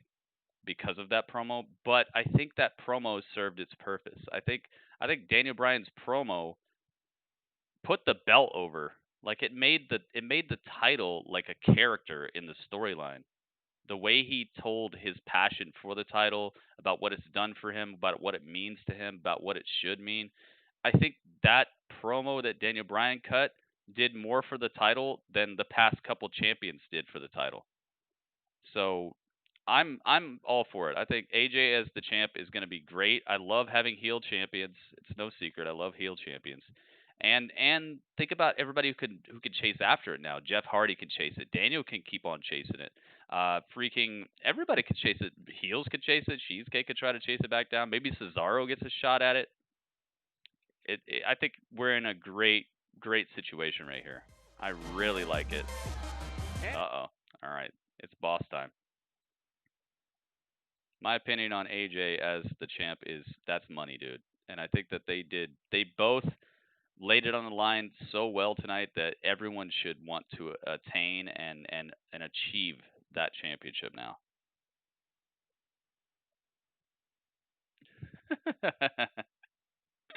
Open a daycare. Yes. Oh, JoJo, yeah. Yeah. They definitely had a brand new addition to the Wyatt family. Here comes Bayley. Bayley's another person I feel is at Braun levels right now, where I wasn't really thinking they were going anywhere with them, and I wasn't very hype about their contributions on the storyline or mic side of things, but Bayley has worked on it. I'm not saying that I enjoy her character. I'm saying that she's done a great job to step into it and really become who she is or who she's supposed to be this time. Dude, did I get that picture? Where was that picture? Oh no. Dude, I downloaded this picture, but where is it? No, I need my new Bayley picture. What a nerd I am. What a nerd I am. I'm over here like, dude, I need that picture of Bayley. I need that picture of Bayley, yo.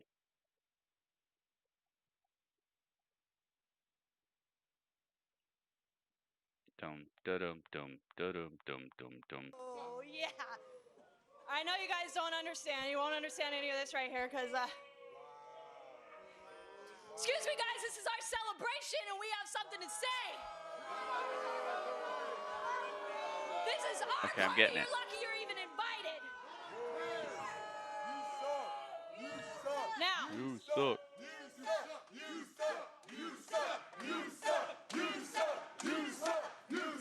Dang, we got actual chants in the crowd still. Obviously. Look at me. I'm at the top of my I game. do not You know suck, what they say when obviously. you get to the top? That is lonely. And I understand that people say that because, you know, when you're untouchable like me. There we go. When you've Brand new beaten Bayley picture. everyone, and when you're the most dominant SmackDown Women's Champion in history.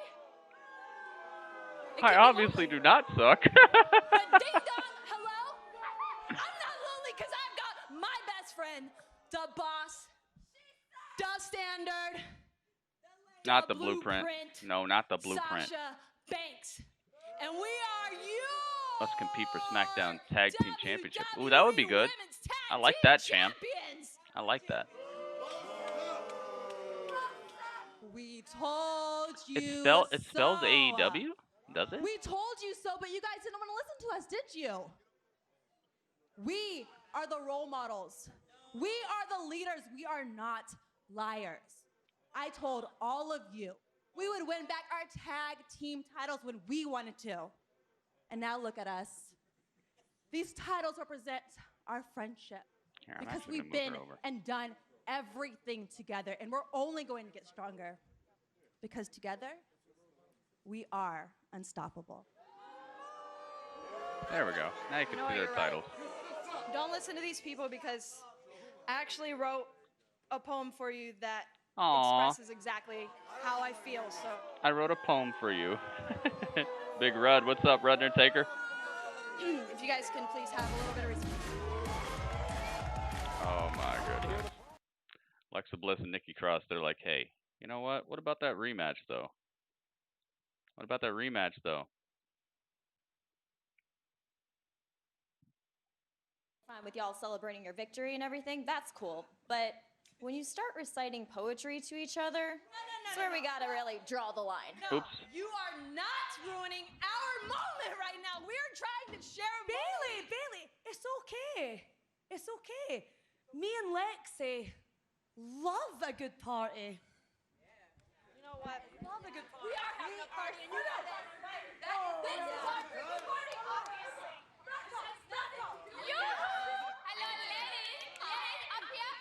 It's the Iconics from Monday Night Raw. It's the Iconics. Very special message. So Thanks, enough Michael with Cole. the tacky celebration because this Sunday at Backlash, your time as champs ends. Yeah, we are not here to kiss spiders. No. And I'm about to hit you with some facts. What you got? Well, we have both beaten Alexa and Nikki recently, and I'm pretty sure we were the ones to end Sasha and Bailey's first tag title reign. Oh, and we were the ones who left them laying on Raw. Yeah, and if you don't want the same thing to happen on SmackDown, well, I suggest you don't turn your backs to Alexa and Nikki. Oh goodness. Well, Alexa and Cross are destroying the tag team champions right now. Sasha Banks was knocked out of the ring, and Bailey's going to join him. There we go. Kaboom. Come Sunday, Sasha Banks. Wow. Okay. So that's what's up. All right. So Nikki and Alexa just clock the tag team champions and Peyton Royce and Billie Kay on the Titantron. Just talking that trash. So they've made a destruction sandwich of the tag team champions. Tag team championship match this Sunday at Backlash. But now, please welcome my guests, Miz and Morrison. Hey, hey, ho, ho. Ho, ho. Guys, I want to talk about your actions last week. You got slimed. It was an early birthday present. Oh, Since no. you got Yeah, slimed, we might see it everybody right now. backstage is talking about you. You're welcome. I was talking about Braun Strowman. Look, Braun Strowman's threats, we are so sick of them. So we've decided to respond to these threats musically. So please enjoy our new music video. Hey, hey, hey, ho, ho, the Universal Champion needs to go. Roll it. What is going on? Dude, they got a brand new song? No way. No way. Dude, I'm already loving it. Wait, what's going on? Oh my goodness. Braun Strowman is here. Gonna have to wait because here comes the man you face Sunday. Oh my goodness. Dude, they have destroyed. They have made such a good entrance for Braun Strowman. Now that was epic. Oh man. That was cool. The train came through and the smoke went off. He's got his own smoke now. I like that. I can deal with that. Dude, and they got even more smoke. Finally treating him like an extra savage. I like this entrance. I like this entrance. Sasha, you gotta go. You're not out here anymore. Thanks. Sasha, get out of there quick. She's like, okay, I'm gone. I'm gone. And now Heavy Machinery is coming out. Tag team partners at a combined weight 650 pounds. Jeez, man. Otis and Tucker. Tucker's finally back. Let's see. Can I fit him here? He's gonna have to be like way over here. It'll be symbolic. It'll be symbolic of how sidelined he's been in this storyline. There we go. Who else is part of their team? Oh, Dolph. Dolph's gonna come out, right? They said it was Dolph. I don't see Dolph. And now we're to commercial. They had armbands for all the victims that passed away. Did they? We were up. Give me a Switch. Tell Mo that. Mo needs to give me his Switch. Mo, did you beat Animal Crossing yet? Can you even beat that game? If you see the A and E on the top of her attire, are the SmackDown title underneath, and you see what I mean. Oh, so it does spell it out. Yeah, Tucker's been gone for a while. I think Braun needs lyrics to his theme. Nope. No. No, no, no, no, no, no. Absolutely not. Unless it's him. The only way I want lyrics on his song is if it's him, and he's just saying, "I'm not finished with you" or something, or "Get these hands" or something. Like I don't want any like Josiah Wilson going, "Yeah, yeah, yo, the man is here. He's on the train. You're about to feel the pain right on your brain." I don't want to. No, dude, no.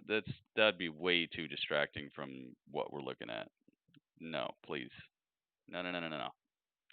Only thing I want to hear on that song is Braun. I want to hear him going, "Braun!" or "Get these hands" lightly in the background. That's it. Absolutely not. It's like asking me if I want to. Actually, no, that would be kind of cool. I was gonna say, ask me if I want to hear like violins on Trivium songs. Yes, I do kind of want to hear that. So it's not like that, but it's too much, man. Just let him be the beast on the screen.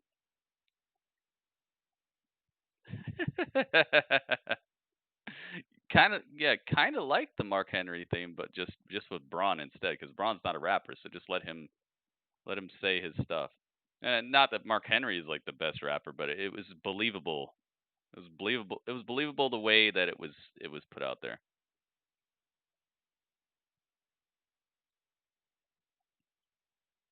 Thank you guys so much for everybody who came over from the Twitch channel to give a thumbs up to the YouTube video. Thank you to everybody who did that. If you haven't already done that, it's commercial break. Might be a okay time to do it. I would very much appreciate it.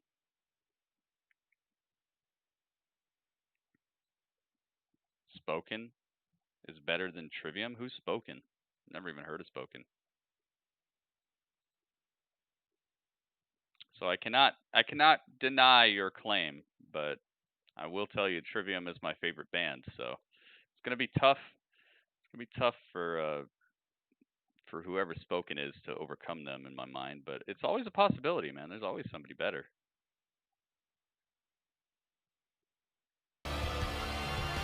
Oh my goodness. 60 bits? You know, I don't know if it's so much targeting John Cena as it is Kane. Look at that evil. It's the Big Rud Machine. I think Kane is just trying to spread the hatred.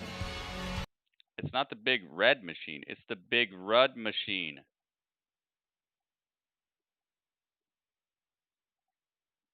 The Big Rud Machine. That is actually the biggest cheer of the day as far as I know. So you're getting crowns. Big Rud, thank you so much, man. My goodness. Big Rud, 60 bits. I must say, Big Rud has been absolutely making the dang thing happen. Next week, we get Matt Riddle, guys. They just advertised Matt Riddle for next week. I can't wait till the original Pro arrives right here on Friday Night SmackDown. And I can't wait for... Yep. Oh, my goodness. RK Mo. RK-Mo.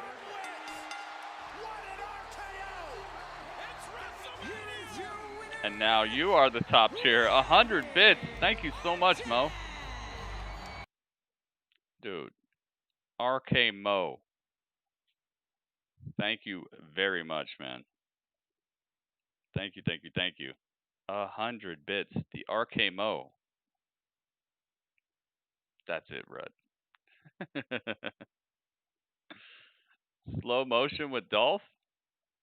Yes, dude, they got the slow motion with Dolph. What is going on? All right, who do you guys got? This is the main event. This is definitely the main event. I think the Miz, Morrison, and Dolph are going to pull off the win here. I think Otis tries to cash in, gets smashed, loses the Money in the Bank. he gets trounced. I really hope that doesn't happen. I really hope that doesn't happen. Dolph, Miz, and Morrison as a stable will be interesting. It really would be interesting. Goldberg comes out to Riddle Bro. That's his name, Riddle Bro. How cool would that be? That would be incredible. I'm all for that. That would be great. But after Sunday, no Here we one's go. going to be able We are to underway, fix you guys. two. He also warned Otis So nice to see Tucker back. off for his team that I'm not in the mood tonight, Otis. You saw what I did to Heavy Machinery. Miz, Morrison, and Dolph. Yep. When he tipped the van over on Miz and Morrison. Imagine what he'll do to Otis tonight.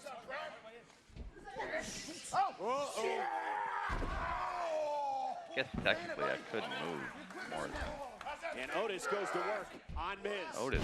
Oh, scoop Miz slam. and Morrison can ill afford to go into the match Sunday against Strowman with any type of injury, Corey, as Tucker makes the tag. Let me move the Miz. Absolutely. What is happening right now? Double team. Tucker's glad to be back. Put the Miz right there. Unique headbutt from Morrison Tucker, driving Miz to the a little corner. bit Tag more made over. Here is John Morrison. Corey, if you're Miz and Morrison, you head into the Universal Championship match Sunday. What type There of we go. strategy are you going to Now use we got against it. the Monster Among Men? Oh my goodness, what a kick by Morrison. Otis gets the pin, but Miz takes and the Morrison are gonna thunder have from a strategy. Strowman I doing don't the know work. what it is, but you're Oh, talking about two of the most successful competitors maybe. in WWE. Rainbow neck cloth. They're gonna be prepared I didn't even see that. Look at that. Oh, Lands on his incredible feet off the stuff. back. John If Morrison you're Braun Strowman, Ooh.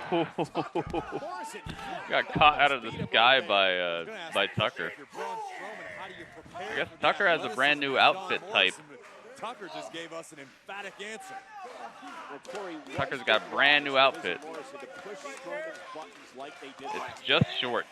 There's no singlet to him. He used to wear the singlet. Because it's mind games. That's You know, what the Miz thing Morrison that wants. like Kurt Angle would wear a lot. Listen, I'm Not anymore. choosing He's got to bare observe chest. and react accordingly. Dolph Ziggler and Tucker. Tucker better turn heel, you think so? Amateur wrestlers in their heyday. What if Otis attempts to cash in tonight and Tucker ruins it? Oh, now that's a good idea as well, Acid. However they end this, it has to be something. It has to be one heck of a spark to get us into Backlash. Braun's not finished yet. Dolph Ziggler catches destruction to the chest by Braun. Impressed with the way that Tucker and Strowman and Otis have been working as a team here tonight. Look at the power now of Tucker. Look, Tucker, I nice want you to follow vertical. me, Oh, but just keep your distance. yo, Baron Corbin. What's going on?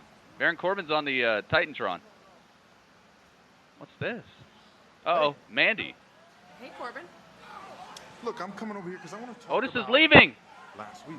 I want to talk about when Otis stole my crown and stretched it out with his fat head. Oh. Is that your idea? No, I was just having some fun. Relax. It's a little fun. I mean, look, it's okay. You can admit it. I'm not mad. Matter of fact, I understand. I mean, you're fantasizing about being with a man with power, a man with status, a man people respect. You're fantasizing about being with a king. Oh. you're fantasizing about being with me. It's only natural. Oh God. Otis appears backstage. Is Otis the hacker? Dude, I saw a little hackiness. Did you see the hack? I saw the hack right there. Maybe that was just supposed to be the camera shortened out because Otis hit it. Ace Austin versus Adam Cole. Now that would be a fresh match. When do you think they bring Simone Johnston in? You think they have The Rock ringside versus Charlotte Flair with Rick ringside? No, absolutely not, Stevie-O. I think they're gonna build her up just the same way they did with everybody else. I don't foresee her getting any sort of special treatment. I think she'll have to work for it, man. I think her first match will be maybe like her debut might be big. They might make it so. Oh my goodness! Yeah, I can hear Mauro like, what is this? That's Simone. That is the daughter of The Rock. The Rock, the most electrifying athlete.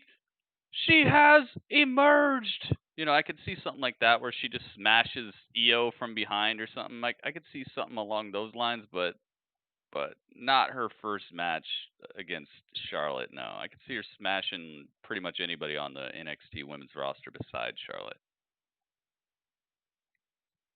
Willie Mack versus Keith Lee, that would be great. Who is this? That's Simone. You know? She'll be the female Roman Reigns. Maybe. Who knows, man? Even Roman Reigns wasn't Roman Reigns when he showed up, so who knows? Remember when Roman Reigns first showed up, he was wearing the same outfit that Tucker's wearing tonight. And he was like a Playboy type of character. He was like wearing a suit and he had a gold wristwatch and he was just like a playa like rich dude. Even Roman wasn't Roman when he showed up. So that's why it's hard to tell what's going to happen with anybody. She did say she wants her own path. Exactly. See, she seems like a cool person, and from everything that I know about The Rock and all the people in his squad or in his family who have made it to the WWE, they put in work, man. They put in work. Even if you don't like some of them, they put in work, dude. They put in work. The problem with Nia, and I know people are gonna list Nia. The problem with Nia is like she went from joining the Performance Center to like the main event of pay-per-views in like a year. She didn't get time, you know? She didn't get time. They gave her a little bit of time in NXT and then just called her straight up and made her like the biggest thing ever. And it's not fair to some athletes. And it does suck. And she does hurt people, and I know people want to blame her, but like what happens, dude, if you go to a steakhouse and this steakhouse is famous for making the best steaks on the planet, and they train you for a week and then throw you on the grill, like, of course, man. Like, and that sucks. I mean, you could try all you want, but if they don't give you that help, if they don't give you that time, then of course you're going to burn some steaks. And so I don't think it's all Nia's fault. Yeah, Nia does need help. But as long as they're going to keep on booking her and keep on putting her out there like this, accidents are going to happen because she's not ready, dude. They took her out of the crock pot before she was slow roasted, you know? And you wonder why the meat's tough. You wonder why it doesn't taste the way you want it to taste, because it didn't get the time, man. They didn't put in the effort. There's no seasoning. Again, Otis was supposed to be part of this matchup, but midway through he went back to the locker room area to confront King Corbin, who was talking to his girlfriend Mandy Rose. Well, Mandy Rose, she was a better wrestler 3 years ago because you know why? Because she was just doing what they wanted trainees to do. John Morrison is she was a better wrestler 3 years ago because all she had to do was just trainee spots. They took her from NXT to wrestling Ronda Rousey in 3 years. Think about that. Think about how long Daniel Bryan has been wrestling. Think about, oh my God, beautiful. Super toss. Think about how long even The Miz has been wrestling. You go from lacing up a pair of boots and learning how to wrestle for your first time ever to the main event wrestling Ronda Rousey on freaking pay-per-view in 3 years. That's they skyrocketed her to the moon, and it sucks, man. Meanwhile, Miz and Morrison from behind. And much like FTR raised 4,000 for Black Lives Matter. Oh, nice. But yeah, she was better 3 years ago because all she had to do was just trainee spot. Now they got her out here pretending to be the biggest thing ever. Strowman has been left down and out outside the ring by the many faces Sunday at Backlash. Rock bottom. Simone does the rock bottom. That would be cool. I could see that happening. But more importantly, man, that's unheard of. Exactly. Even people like Bianca Belair. Bianca Belair has been wrestling for, what, 3 years now? 4 years? Even her, she's not wrestling Ronda Rousey in like a main event type of matchup. Even Bianca Belair has had the chance to just level up, you know? They just toss Nia straight into the fire. There go Miz and Morrison. And Otis, who's had all kinds of issues with Dolph. So yeah, I'm not making excuses. Like, she does mess up. And when you're playing with people's lives, that sucks. But when you sign a contract and you got to do what they say, sometimes you might not be completely ready for it. Otis doing the dang thing here. Dolph. Oh, just rubbing the belly. They threw Braun right in. They did, but think about how many years Braun has had before he became tip top. And think about the things he had to do. All he had to do was just like scoop slam people, power slam people. He didn't have to wrestle versus the baddest man on the planet and all this stuff. All he had to do was just catch a couple Superman punches or flip a truck, flip a desk. Otis calling for the freight train. Oh my God. Morrison. Oh my God! Morrison right into the freaking penalty box. Strowman Express is off the rails on fire. Holy moly!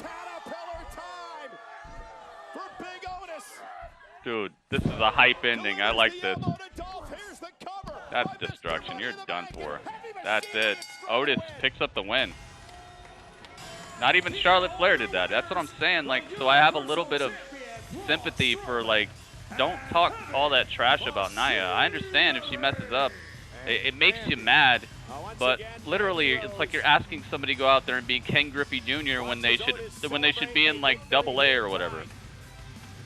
While she's thinking about King Corbin. While she's thinking about King Corbin. We got 2 minutes left. Another look at this outrageous impact. Yo, John Morrison got just straight planted into the penalty box. And Dolph Ziggler got his face just destroyed along the plexiglass. This Mandy outfit is growing on me. I'm kind of liking the Mandy outfit more and more as I see it. Dude. Is he going to cash in? Hang on a second. The worst part is she thinks she's good. I think she's just playing a character, man. That's it. Wow, they ended early. They ended early. Wow. Dude, they made us think there was going to be something more that was going to happen. Whew, dude, that SmackDown was pretty intense. We got to have ourselves a little talk about this, guys. Let's have ourselves a little talk. A little chat. Dudley.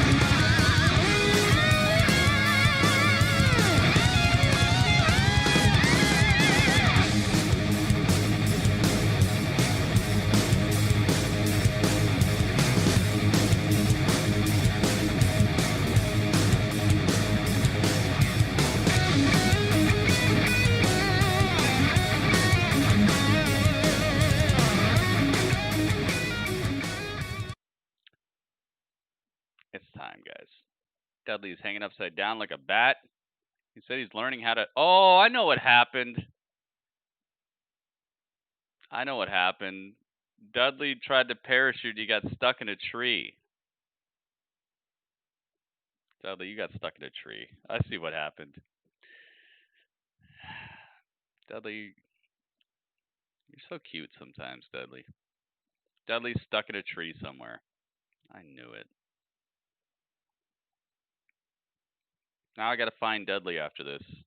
I don't know where he's at. I don't know where that was a live feed. Dudley has his own camera. Dang it, Dudley.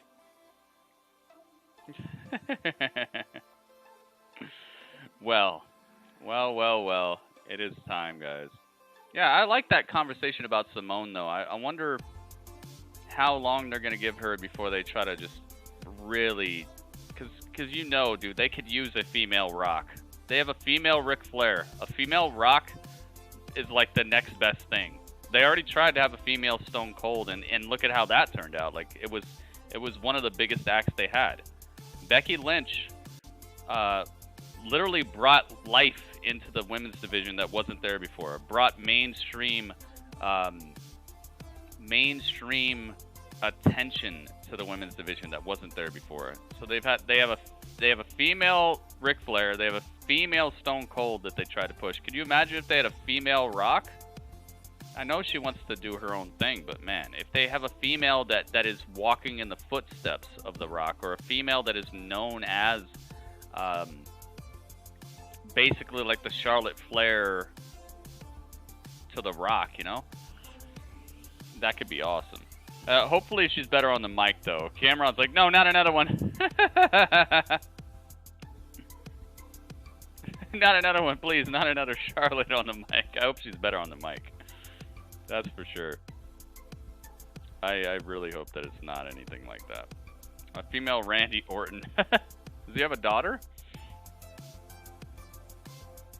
Did freaking Cowboy Bob Orton have a daughter? I would love to. Dude, can you imagine how epic a female Randy Orton would be? What would her name be? Her name would be Riley Orton? Riley Orton. Rebecca Orton. What starts with an R that's a girl's name? Rita Orton. Rita Orton. There could be a female Brock Lesnar, dude. His daughter looks just like him. Need a female Fiend. You have to wait a couple years for that one, Cameron. Actually, I don't know. Maybe Bray has got the way he's running. His output is looking crazy. Maybe he's got some kids. Maybe there's already a couple.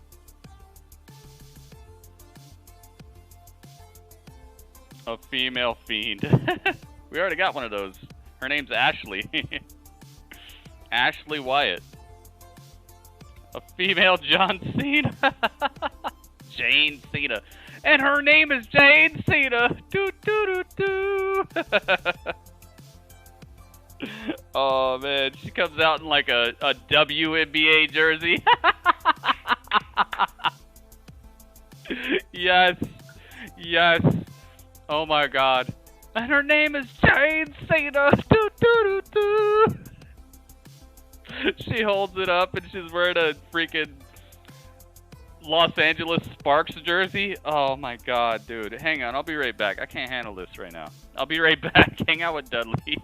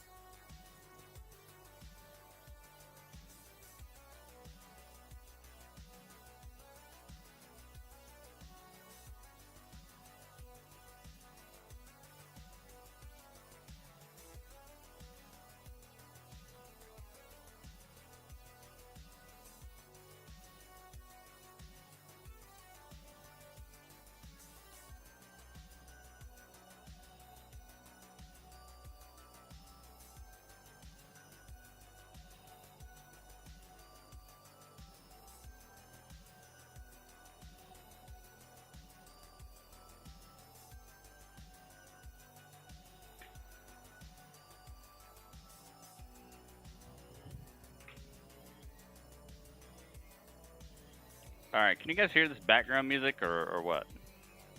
Is it working?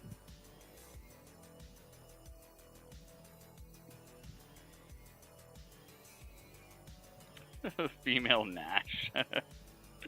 I love Jane Cena, dude. We should make her. That's what we should do right after this. We should make Jane Cena on WWE 2K20. Jane Cena. It's gotta happen. There's already a female Fiend, so that's Ashley. She's basically the female Fiend, but just probably better. She's probably better because she's got her own thing going on too. She's like a nice offshoot. Dudley got the Shinsuke hair. No, that was just...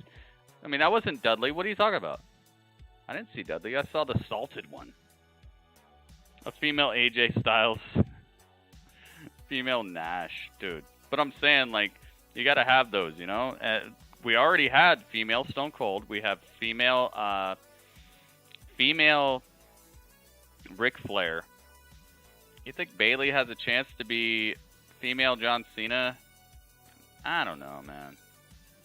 She's really got to level up her brutality. She just seems so...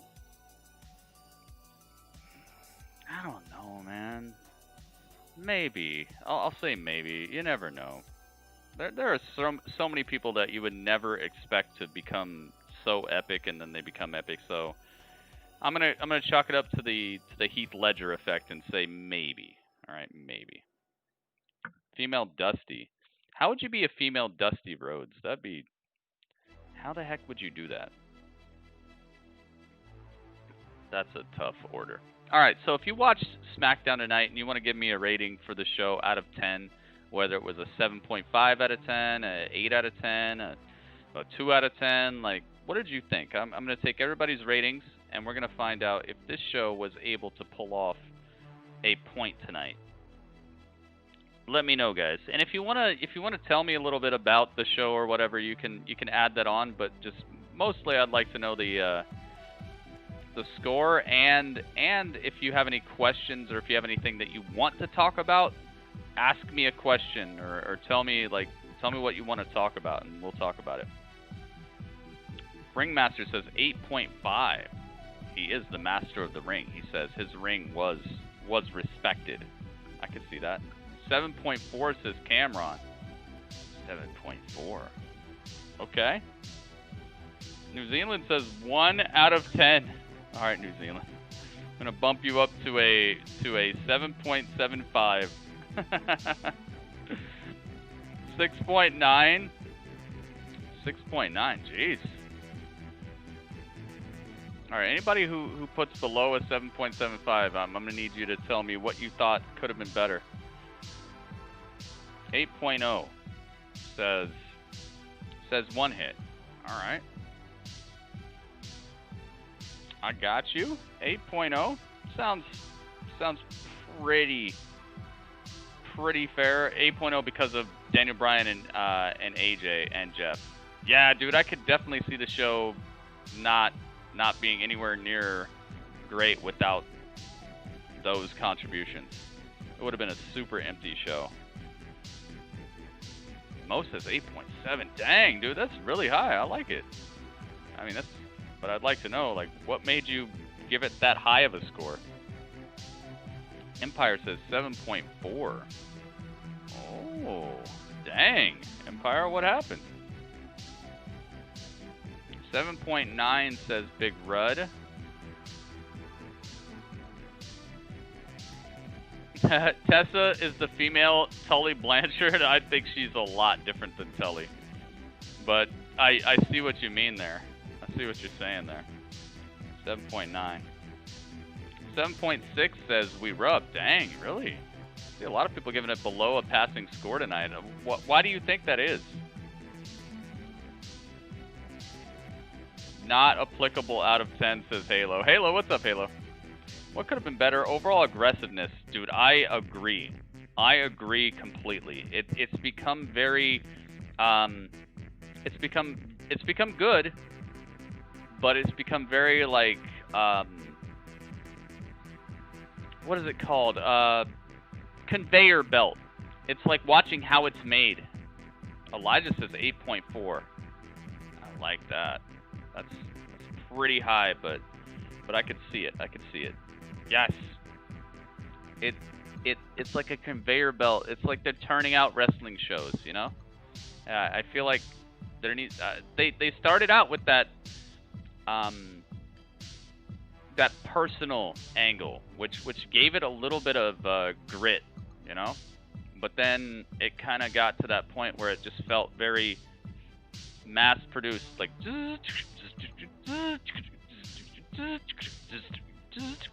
it got to that point where it just kind of seemed like a machine turning out wrestling.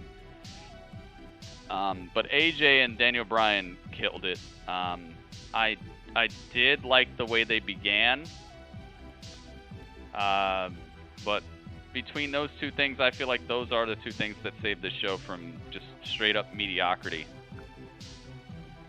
IC match in the 6-man should have been flipped. You know what? I think they flipped it the other way because they wanted us to think there was going to be a cash-in. They wanted to build that excitement. And you would know that the cash-in probably wasn't going to happen if they would have done that one first. You knew you were going to get a good match out of AJ and Daniel Bryan. But there was that what if factor. And I think that that's what they were trying to do to keep the viewership and keep people watching during the end of the show. Which sadly, I mean, a surprise like a cash-in has become a little bit more of like a what will bring people to watch your show instead of Daniel Bryan versus AJ. And that's why I don't like the way the conversation is going with what makes good wrestling, is because you're seeing the effects of it right now. You're literally seeing the difference between the like spicy, oh my god, I gotta see something surprising, and just good wrestling. You're seeing the difference there. They literally think more people are gonna watch just to see something surprising than are gonna watch to see something that you know is gonna be great. Like a guaranteed thing. That's the problem, and that's what I've been trying to say, and that's what I was saying earlier, is like the conversation has changed so much about what's good in wrestling that they literally believe people are more excited to see something that might not even happen than something that is guaranteed when it comes to good wrestling. And we saw it tonight. We saw it tonight, and that's why I'm strictly against this current conversation about what good wrestling is. Good wrestling. Because no, okay, they should be focused on giving us something that is guaranteed to be good, and that should be something that we're all excited for. There's just so many people who don't have that attention span, and they're not even bred for that anymore.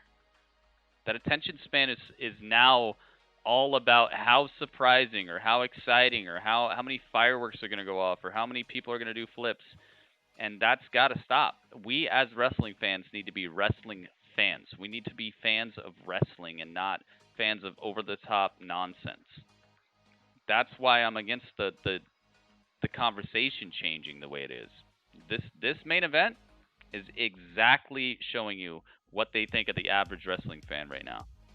We just want surprises. We're not in it for the epicness. You know? Never know. No, with all these random ratings, near a 9. That's true. Yeah, there are a lot of random ratings right now. I'm seeing them. I see you guys.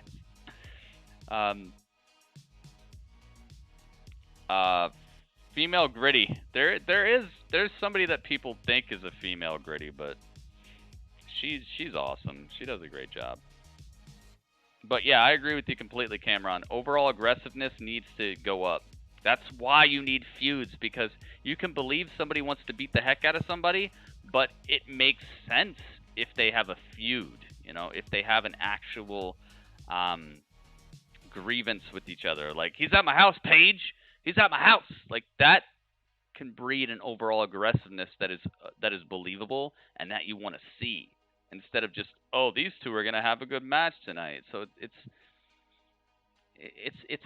a balancing act, and that's why wrestling is so fragile, and that's why no wrestling company is doing a perfect job. It's because it's a balance between things. It's a balance between storyline, in-ring work, promos, character development. There's so many things that go into making a show hit, you know, and be good. And it's subjective. It's something that's going to be different for every person. I just don't like the way that the conversation is changing between what's good and what's bad in wrestling, when most of us became fans when wrestling was better than it is now in a lot of ways. Do you know what the fans would probably mark out more to the main event instead of the IC title match if the crowd was there? That could be true. Yeah, dude, flips are part of wrestling for sure. I'm not saying flips are a bad thing. I'm saying all these matches getting these crazy high scores just because people in them like to do those things and do those things ad nauseum at some points. It is throwing a shadow on what has made wrestling great for years. Characters, storylines, personal showdowns between people who genuinely feel like they don't like each other, you know? Things like that. And good wrestling in the ring, not just high spots that get people to jump up out of their seats. Like, oh, he almost died. What if that's how basketball was? What if you got more points the closer you got to dying trying to score, you know? Like, oh, LeBron, dude, flopping would be crazy. It's already kind of like that, honestly. And that's a lot of my problem with current basketball is a lot of people flop to get extra points. So it is kind of like that. It's like even basketball is going this direction. You flop around and pretend you got slapped up, and now you get extra points on the board. You know what?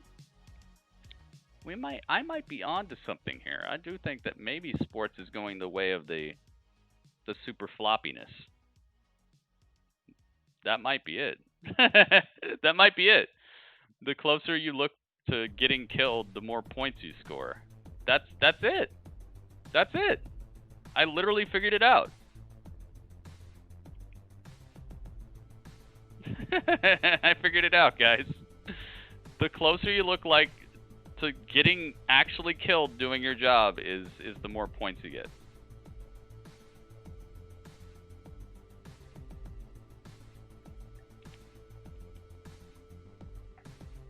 And one of the things, yes, you see Elijah? This is the next thing I was going to say.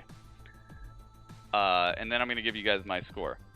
Next thing I was going to say is, you have people already saying that Edge and Randy Orton could not pull off the best wrestling match of all time. Why? Why is that? It's because the conversation has changed. It's because the conversation has changed about what the best wrestling match is. Now people are like, it's got to be Undertaker versus Shawn Michaels, or it's got to be Okada versus Kenny Omega. If it's neither of those, it'll never be the best wrestling match ever. It's because the conversation has changed. The conversation has become, if it's not Kenny Omega versus Okada, then it's not going to be the best wrestling match ever. But why is that? Is it because they did crazy 360 pile drivers and stuff? Or is it just because the conversation has changed? People are literally already talking about a match as if it happened. You don't know. It's like saying, I'm not going to win the lottery. Like, maybe you will, though. Like, you can't just say you're not going to win the lottery, and then you're just not going to try. Then you're just not going to give it the chance, you know? I'm not saying you should gamble, but I'm saying you literally, you miss 100% of the shots you don't take. You don't know. These two are going down in history as two of the best to ever do it. Two of the best to ever have a storyline, two of the best to ever hold a mic, two of the best to ever step through the ropes, two of the best to ever get a crowd to cheer for them. They're going down in history as two of the best, okay? And I'm not saying I believe it's going to be the best wrestling match ever, but you have people who literally, as soon as they said it was going to be the best wrestling match ever, said, nope, it won't. That's what I'm talking about. There's just this, like, the conversation has changed so much, and there's such a negativity around WWE right now that people can't even say, let's find out. And that's where you know that you're being prejudiced about something. That's what's going on in this country right now. When you judge stuff just by looking at it before you even see what it's capable of, you're being prejudiced. if you're looking at Randy Orton and Edge and being like, nah, then you're prejudiced. You're holding a grudge, or you're holding an opinion about something you haven't even seen yet. That's like if you walked into an office to get a job and they looked at you and they're like, nah, then what would you do? You'd be like, dude, that's prejudice, dude. You're being prejudiced. Like, you haven't even heard me talk yet. Like, you don't know you haven't even looked at my resume. Can I get a chance? That's the problem, dude, and that's exactly what I'm seeing. I see so many people, the second they announce the match, nah, next. It hasn't happened yet. You got a time machine? If you got a time machine, please let me get it. I'm gonna go get rich. I'm not gonna be talking about wrestling. I'm gonna be getting myself some lottery tickets. I'm gonna be betting on a couple of horse races or whatever. That's the problem. Is that you got all these armchair quarterbacks talking trash, and they haven't even seen it yet. The match hasn't happened yet, and you got people like, nah. How do you know? What's your opinion of wrestling? You don't think Edge has been in some of the best storylines, has been in some of the best matches you've ever seen? You don't think Randy has been in some of the best storylines, been in some of the best matches you've ever seen? Give me a break. They've both been in stuff that has been more needle moving than a lot of superstars wrestling right now. Both of these guys are epic. And I'm not saying it's gonna be the best. I'm saying, what is the problem with just giving it a chance? I don't get it, man. That's called prejudice. When you judge stuff before you've even seen what it's capable of, that's called prejudice. And that's why people are in the streets right now marching. That's why people are doing all this Black Lives Matter stuff, is because you're not even giving people chances. And we got to stop doing that as a human race, period, man. As a human race, we got to stop judging stuff before we've seen it.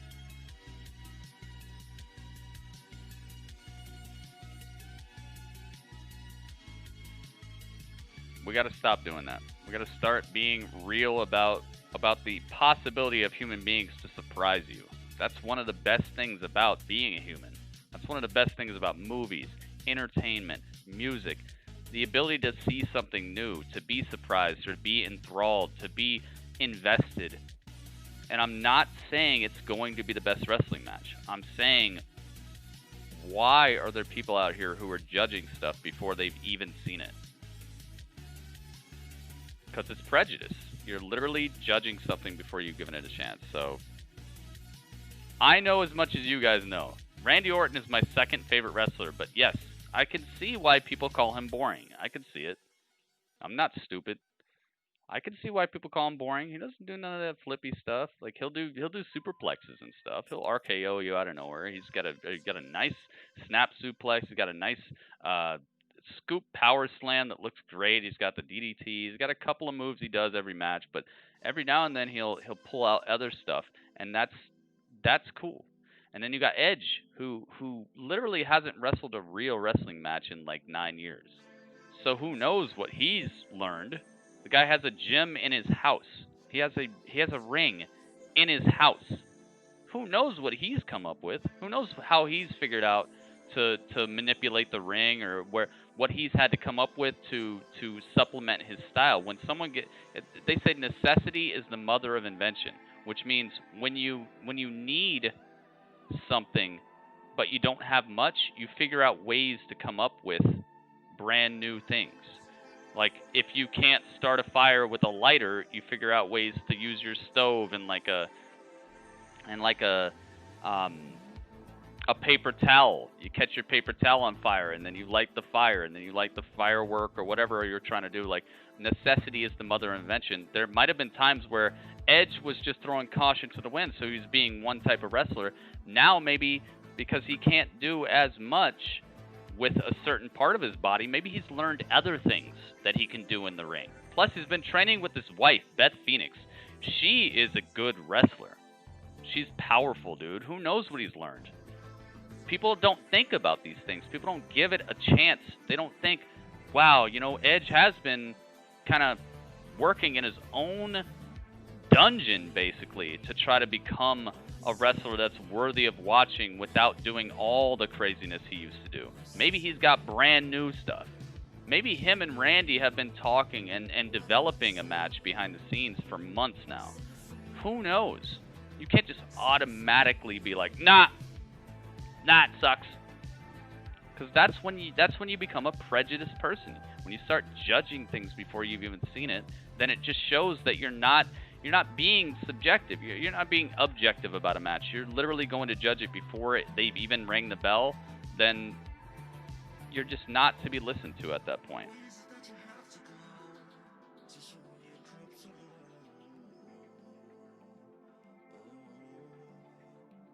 So I hope people are understanding what I'm talking about. You guys get it? Or should I keep talking about it for another half an hour? Like, this is the reason I continuously talk about stuff is because I look down at the chat and nobody's like, yeah, that makes sense, Gritty. Do you get it? Do you guys understand? If you judge something before you've even given a chance, then you're literally being prejudiced. And that's not the way that people should attack a wrestling match.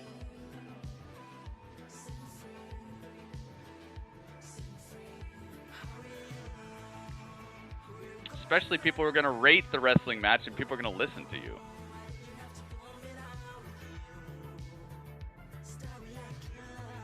That's why I don't listen to radio. Radio's got some catchy stuff. Basically what the radio is doing, guys, is they just want to keep you listening. If it's catchy, that's all they care about.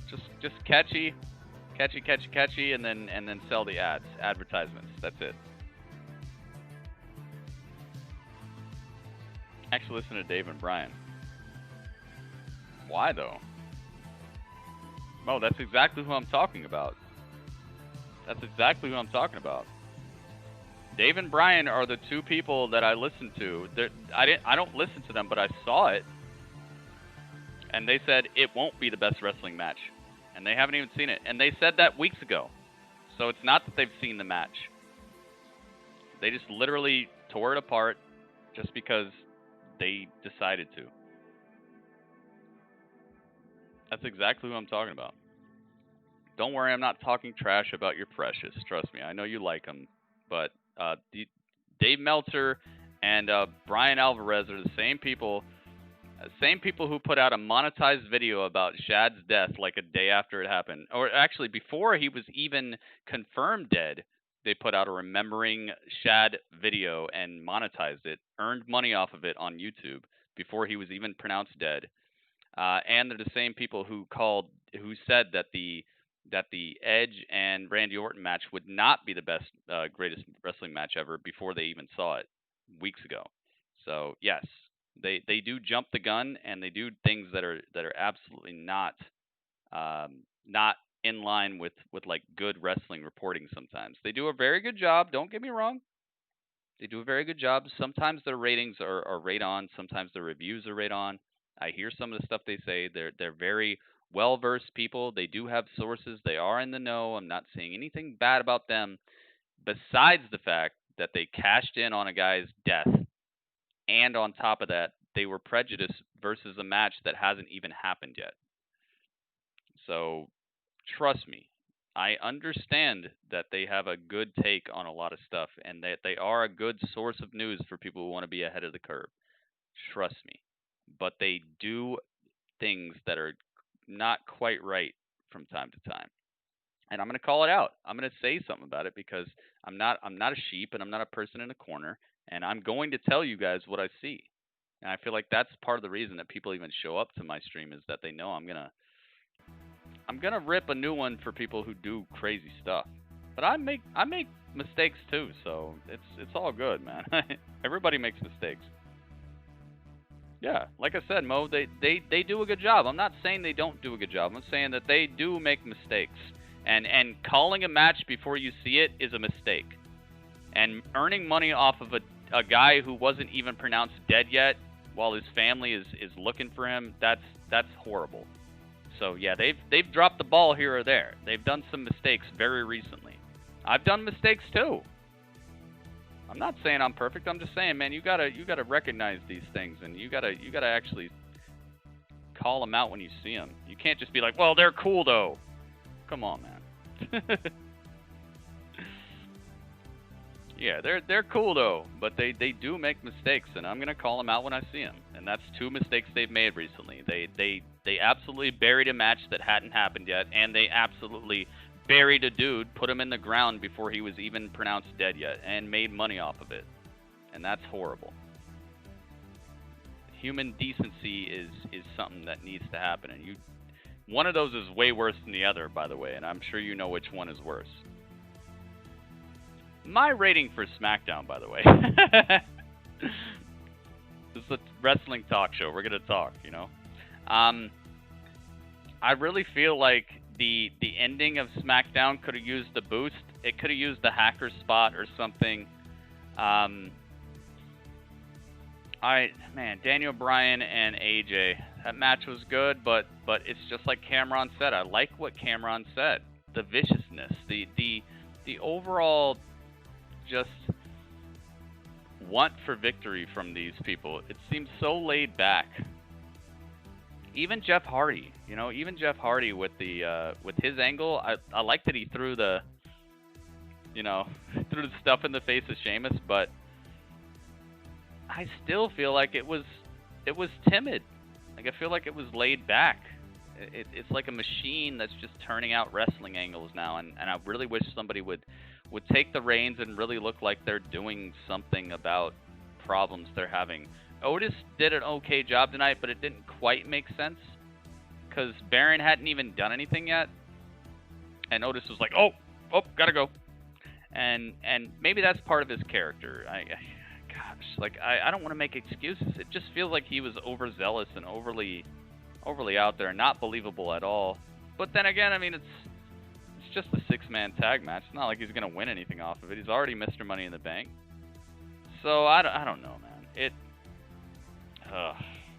What a mess. What a mess. I do not have Impact Plus New Zealand. I do not. Everybody makes mistakes. That's for sure.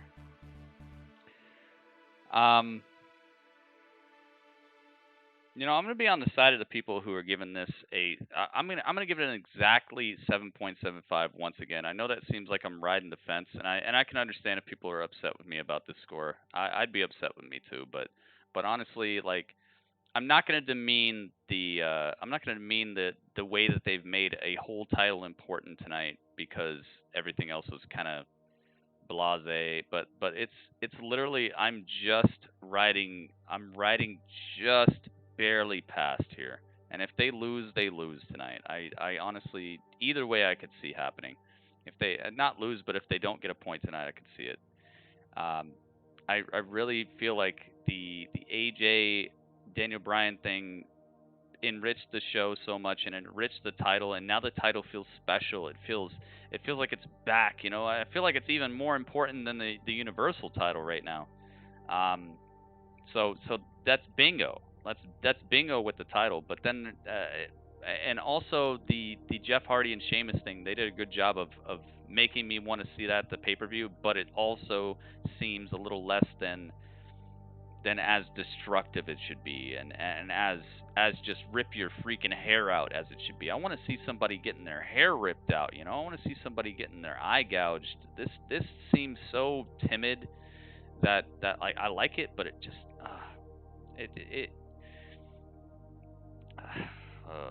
anyway, all right. And then just destroying the women's tag team title holders immediately. Like, I know they showed up on Raw, but this is not the best way to build towards that match.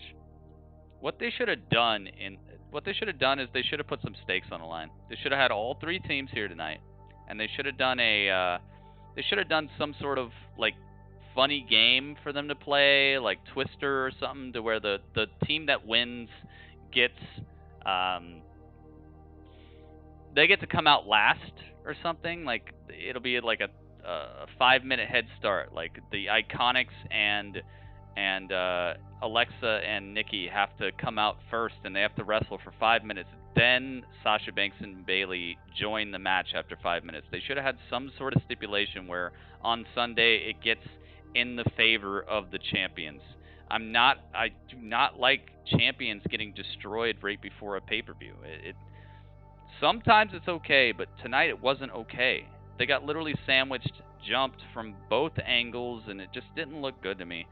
I would have liked if they would have played Twister, and not because I'm like some like, you know, some guy who just wants to see a bunch of beautiful women play Twister. But it would have been a cool angle. Like, they could have had the Twister mat in the ring, but not called it Twister, just had a bunch of dots, and then have Michael Cole and Corey Graves, like, spin the wheel, and they have to, like, hit the poses, and if they mess up, like, they lose or whatever. That could have been cool. Anything. I don't know, man. Horseshoes, darts, synchronized swimming, high diving, anything. Any sort of competition to make it so that there's some reason to watch this triple threat, because right now this triple threat for this women's tag team title puts it exactly right back where it was. Who cares territory? And you just who cares territory, the actual champions themselves. So it's just they should have done something more. Okay? They should have done something more with this. It should not have been you come out here with balloons and you get destroyed. You know what I'm saying, guys? Like, you know what I mean? Like, there are ways they could have hyped up all these matches that are going to be on the pay-per-view, but they just phoned it in, and that's what I'm saying about the conveyor belt. Oh, we got a match. Oh, we got a match. We got a match.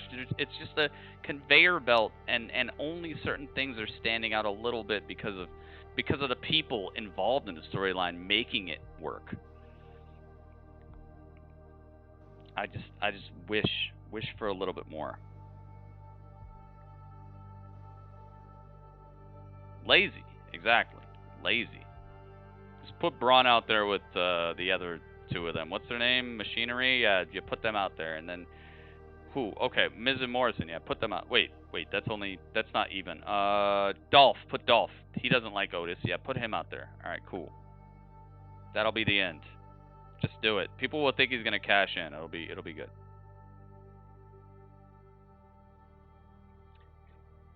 So yeah, 7.75. But this is literally just a love letter to the fact that they let AJ and Daniel Bryan go that long and really bring the Intercontinental title up a notch and make it matter, because I'm all for making titles matter.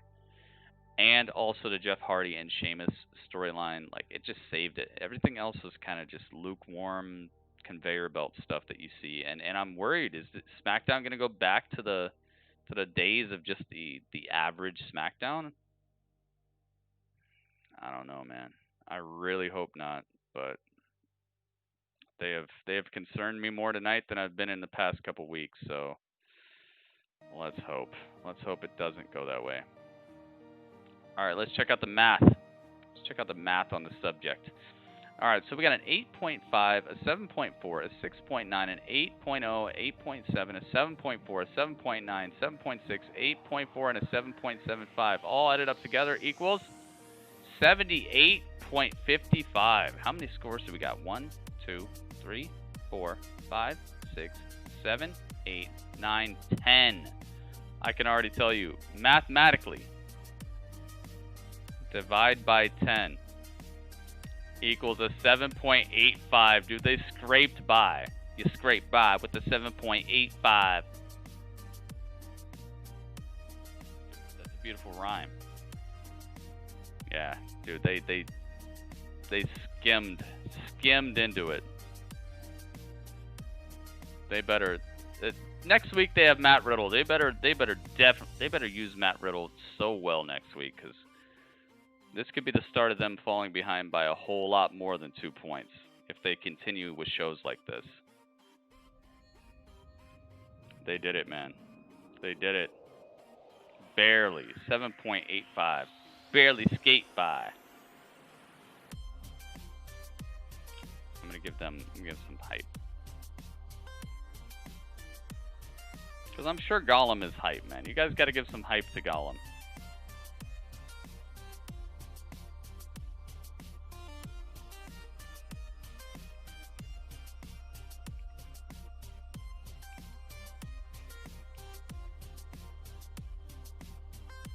It was lacking for a go-home show. I agree with that. That's probably why I was harder on it.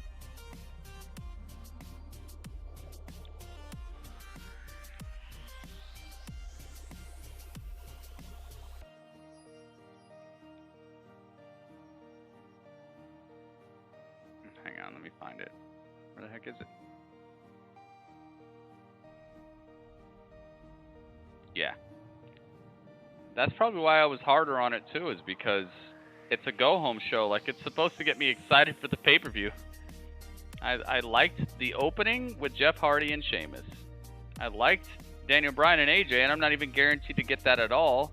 The freaking Cesaro and Sheamus beating New Day, it's such a shadow thing. Like, it just seems like it's in a closet somewhere. Although I am glad that Shinsuke and Cesaro got a win tonight. They have been hurting for certain. Maybe they'll win the tag titles on Sunday. I would love that. That could be the start of something real cool.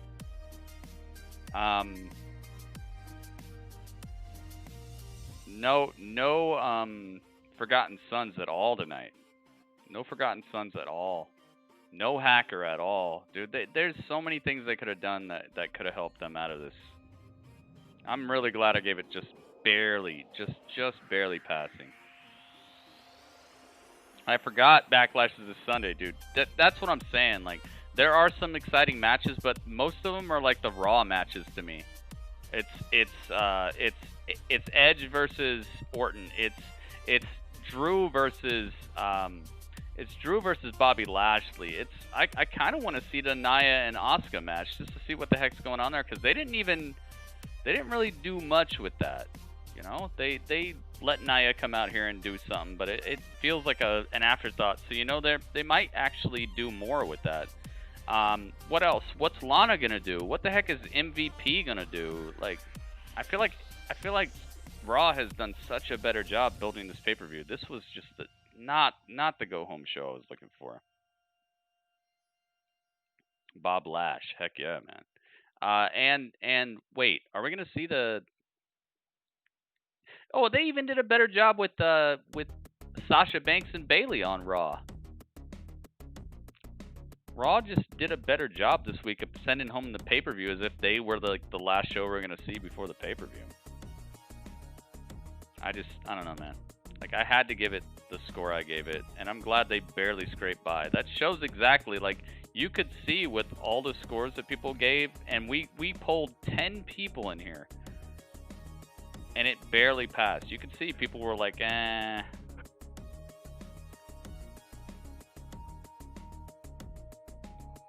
We shall see, man. But I hope you guys enjoyed the grapple chat. We're not done here tonight, guys. We got a couple things to do. Does anybody remember what I was talking about, what I wanted to do right after this? I know we wanted to make Jane Cena. We got to make Jane Cena. We got to do it.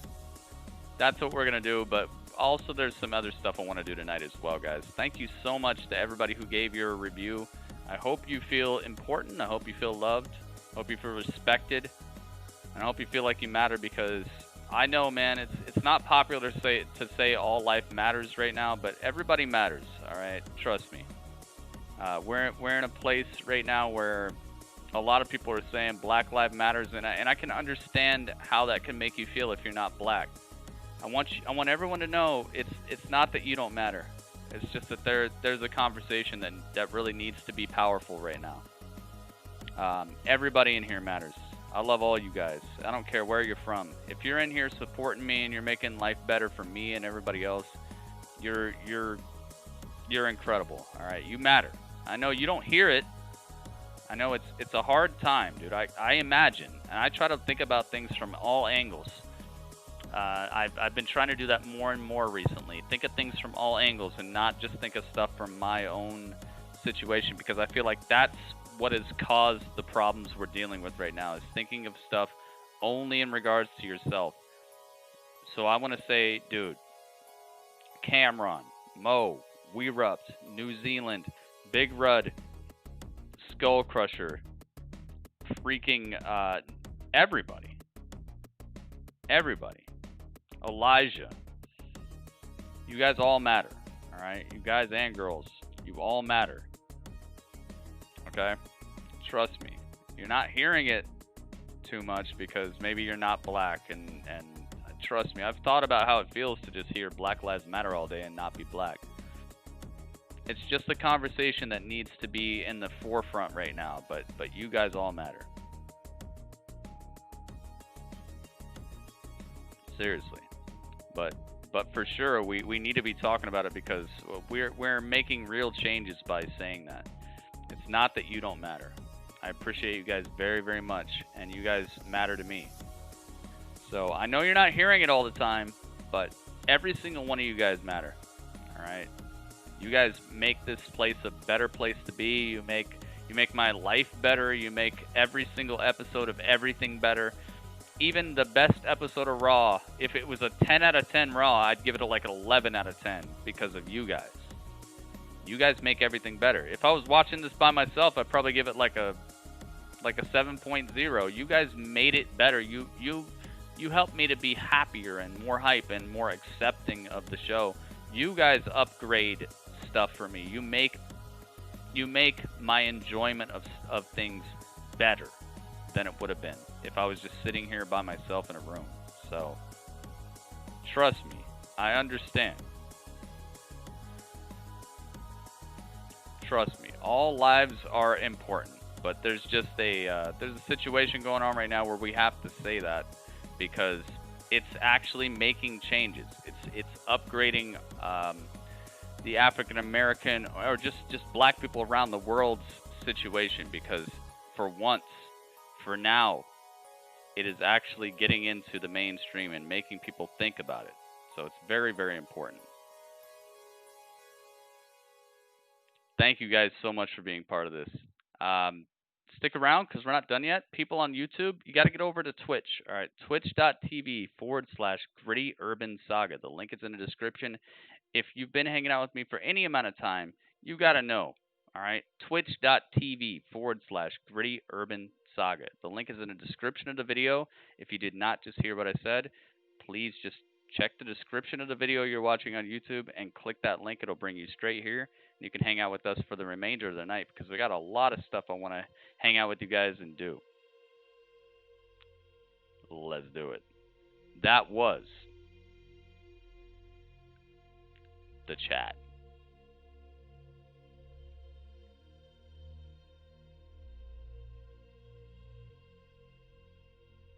And that was Upside Down Dudley.